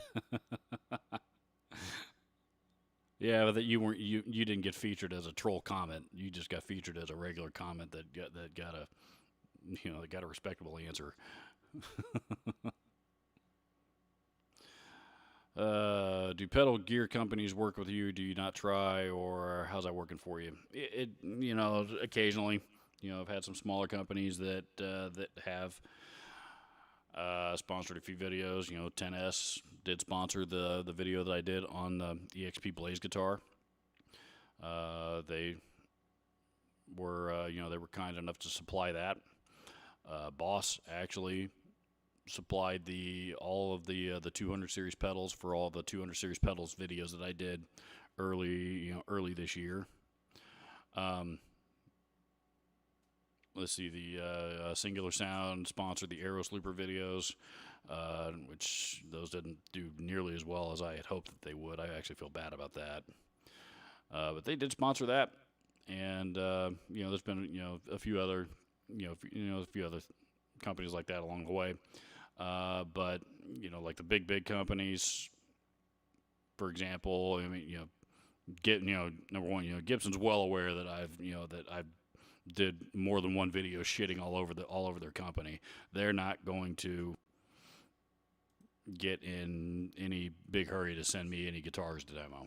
And they've told me that face to face, as a matter of fact. So he wasn't referring to me specifically, but he was, the situation he was talking about very well,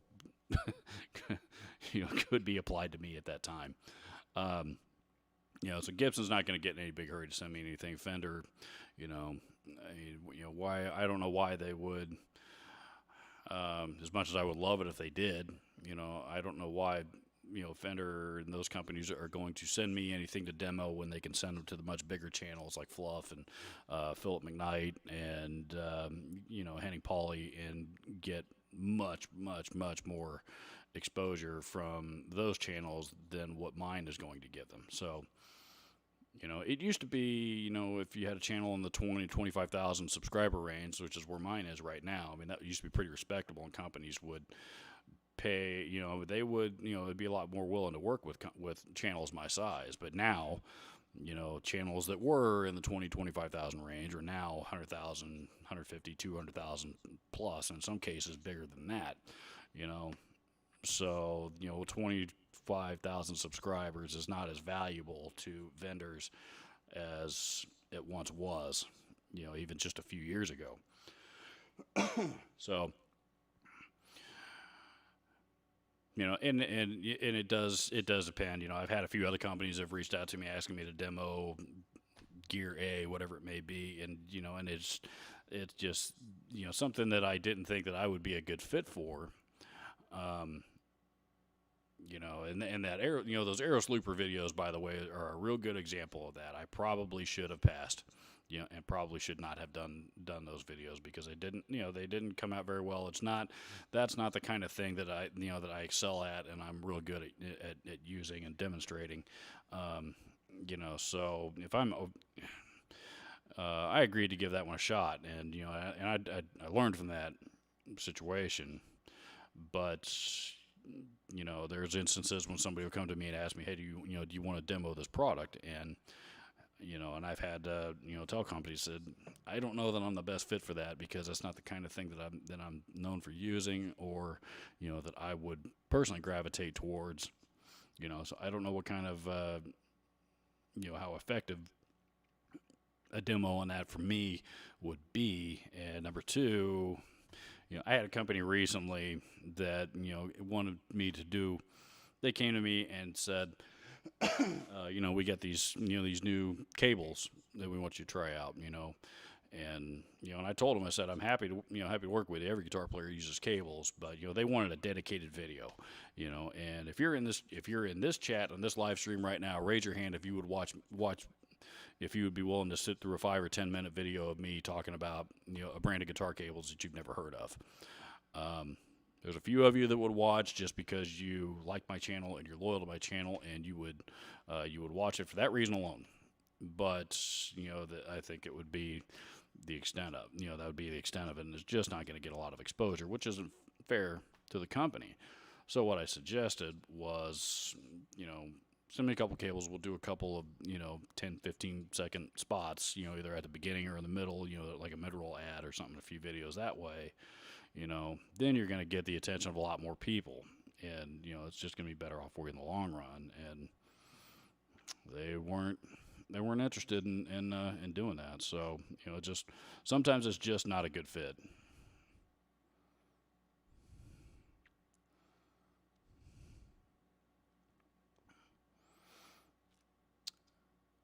Dennis Rourke says, Robert, you can get a Shiji Strat for $800, better quality than Fender's $2,000 models.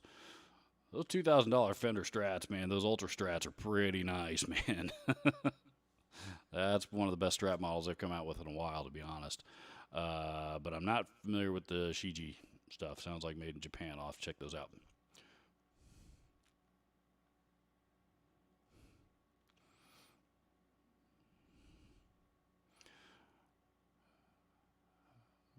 Doc Amos Roxy says, my Carvin mixer is top notch. Never played their guitars. Believe Joe Walsh does or did extensively. Their guitars are top notch too.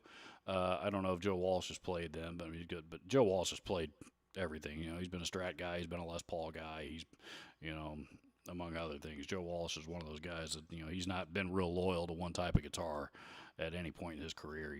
He grabs what he needs at the time. Though he may, I think he did, have an endorsement deal with Carvin / Kiesel at one point in time or another. So fairly recently.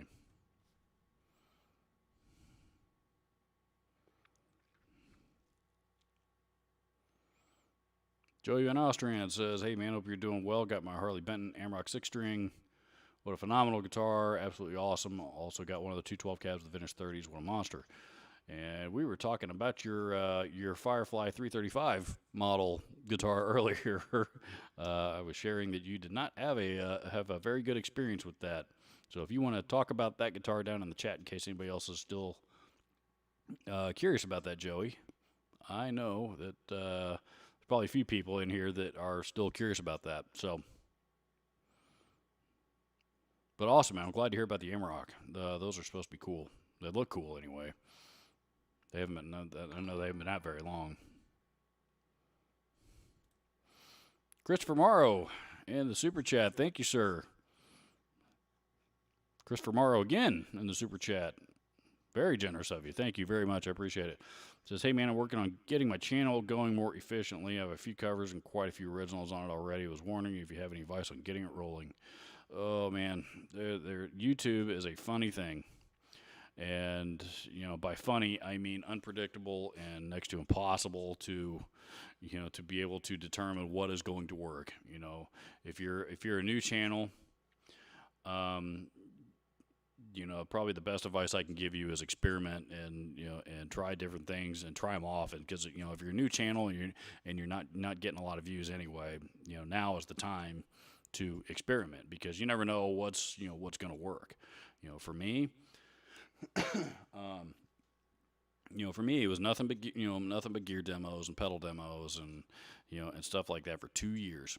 First 2 years, I was doing for the various different demos of various different guitar gear, and had there was some looking back now. I mean, a lot of those videos I think are pretty cringeworthy, but um,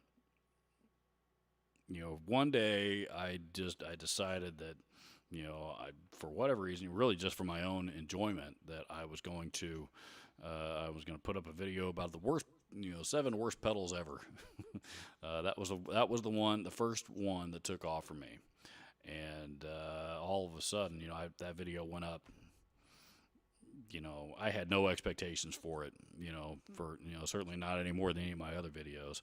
I just put that video up just, again, purely for my own enjoyment, because I got a giggle or 2 or 3 out of it when I was making it.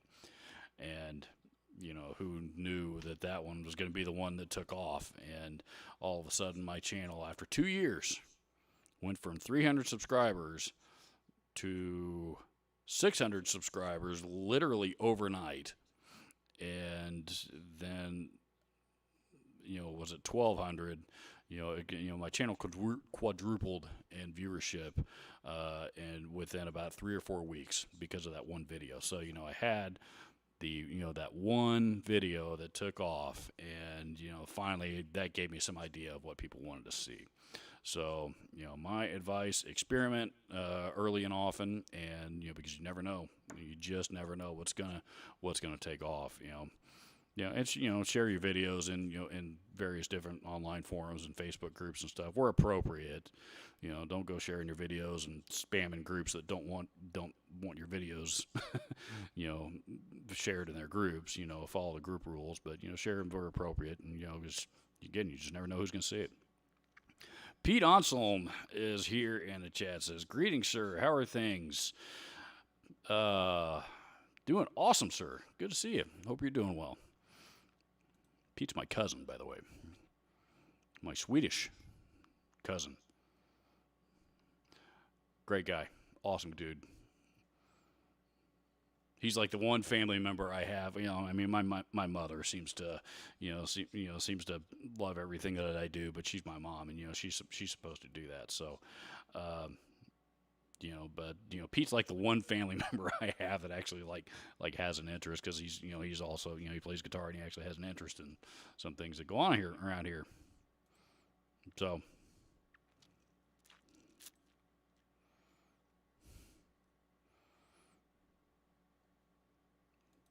Yeah, if you guys want to help out Christopher Morrow, man, go click on his name there in the chat, and then go subscribe and check out some of his videos.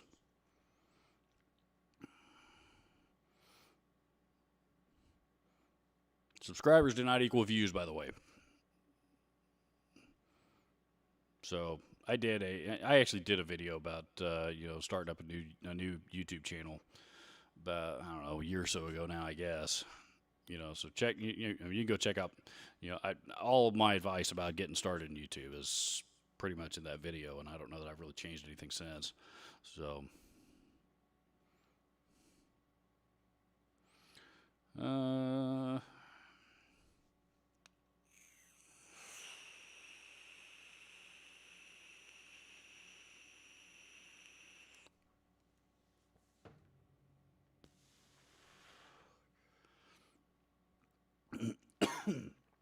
pardon me. Ooh.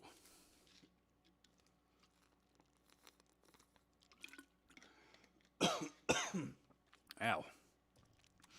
Where was I? Let's see, I jumped around a bit here in the chat and lost my place. If not married, Strat 24/7. I believe the Made in Mexico are fantastic quality. I do set up and sand file, but the general bones are awesome, especially when changing pickups. Actually, the current run, the current line of Made in Mexico fenders, the Player Series, actually are great. I wouldn't change the pickups out in those.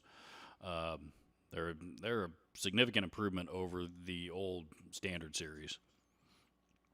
And build quality wise, they are made really, really well. So, Gabriel Tone Guitar says, "Bad Monkey pedals are sold out nationwide thanks to your review." I doubt that. I'm sure they're out there. If they, price did skyrocket on those for a bit, wait a week or two, and it'll come back down. I'm not Josh Scott. That dude has the power to increase market values on pedals that nobody's ever cared about before, but I don't.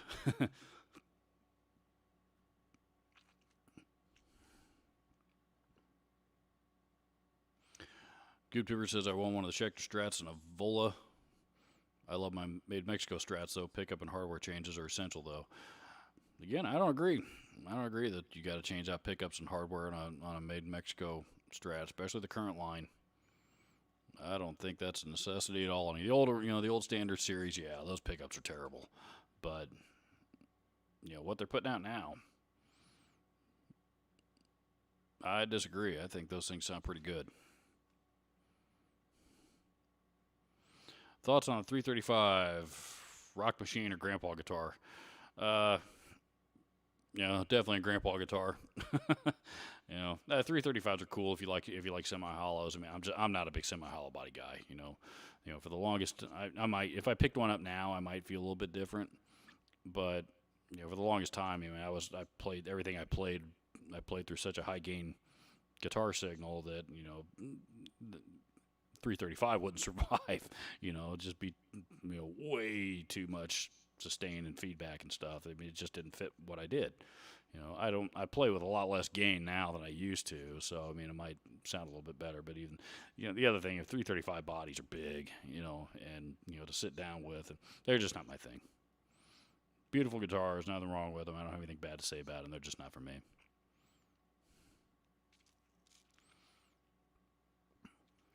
David Daly says, I think you might like the J.J. Huck Stormbringer. I'm not familiar with it.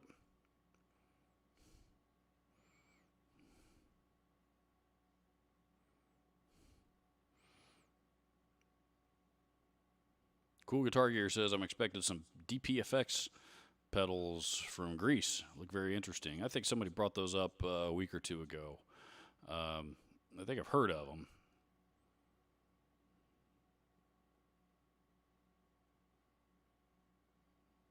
But I've not actually heard them or seen them. So I will have to give them a look-see.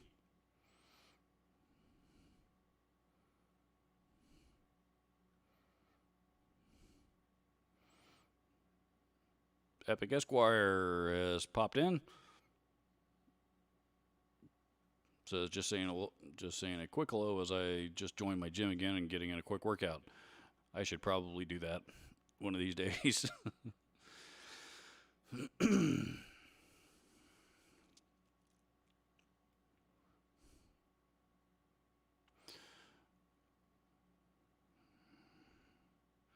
Topher T says support the channel, but cable video. Yeah, exactly. If it, to kind of go back to what I was talking about with that earlier. I mean, if somebody a company comes to me and says, hey, I want you, we'd love to have you do a video on guitar cables. I mean, the first thought that runs across my mind is that is the most god awful, boring video topic that I could possibly think of. I mean, I wouldn't watch it. So, so for me to put up a video that I myself wouldn't watch. I mean, you're gonna be able to see in that video that I'm making a video that I don't care, that I'm not interested in, and I wouldn't watch myself. That's not fair to the company. It's not fair to people do watch it. It's just a bad situation for everybody. It's just not always a good fit.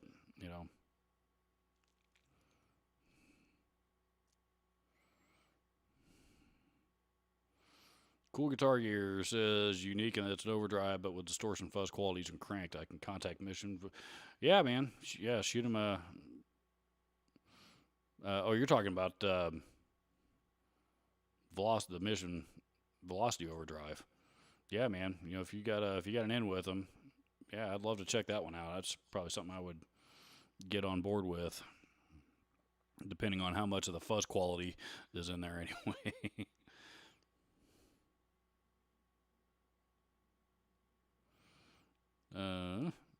Andy Wentz says, "But Duncan 59's in my Ultra Strat.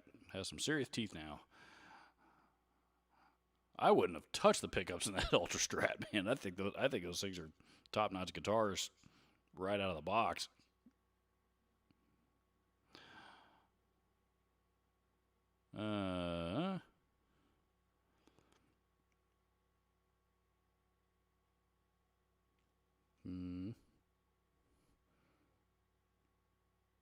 Harley Benton 212. Doc Ames Rocks just says I want the Harley Benton 212 slant to go with my carbon mixer. Those Harley Benton cabs are supposed to be pretty cool, man. I would have bought one already if I had somewhere to put it. I don't have room to stash even a 212 cab right now. 412 is out of the question. So I probably need to sell some amps, just to make some clear out some space. I don't like to admit it, but I've got some amps sitting around that are just sitting around that I don't really use much anymore. So.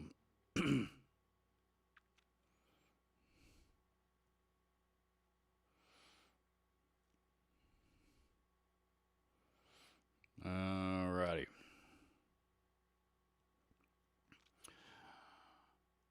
Cool Guitar Gear says, Robert, not much fuzz quality in that new tube pedal. Just a hint. Here's my email. Drop me a line.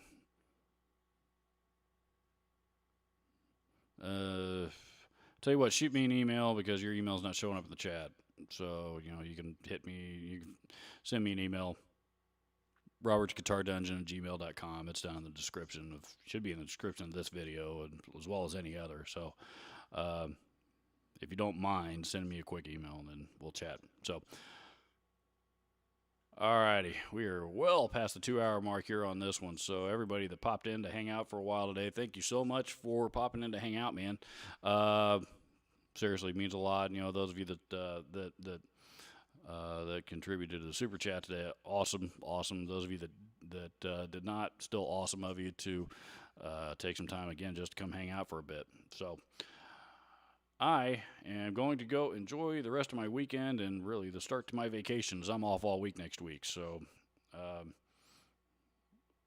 hopefully get to play some golf and I got a couple of home honeydew projects I got to get caught up on. So yeah, see you guys. Everybody have a great weekend.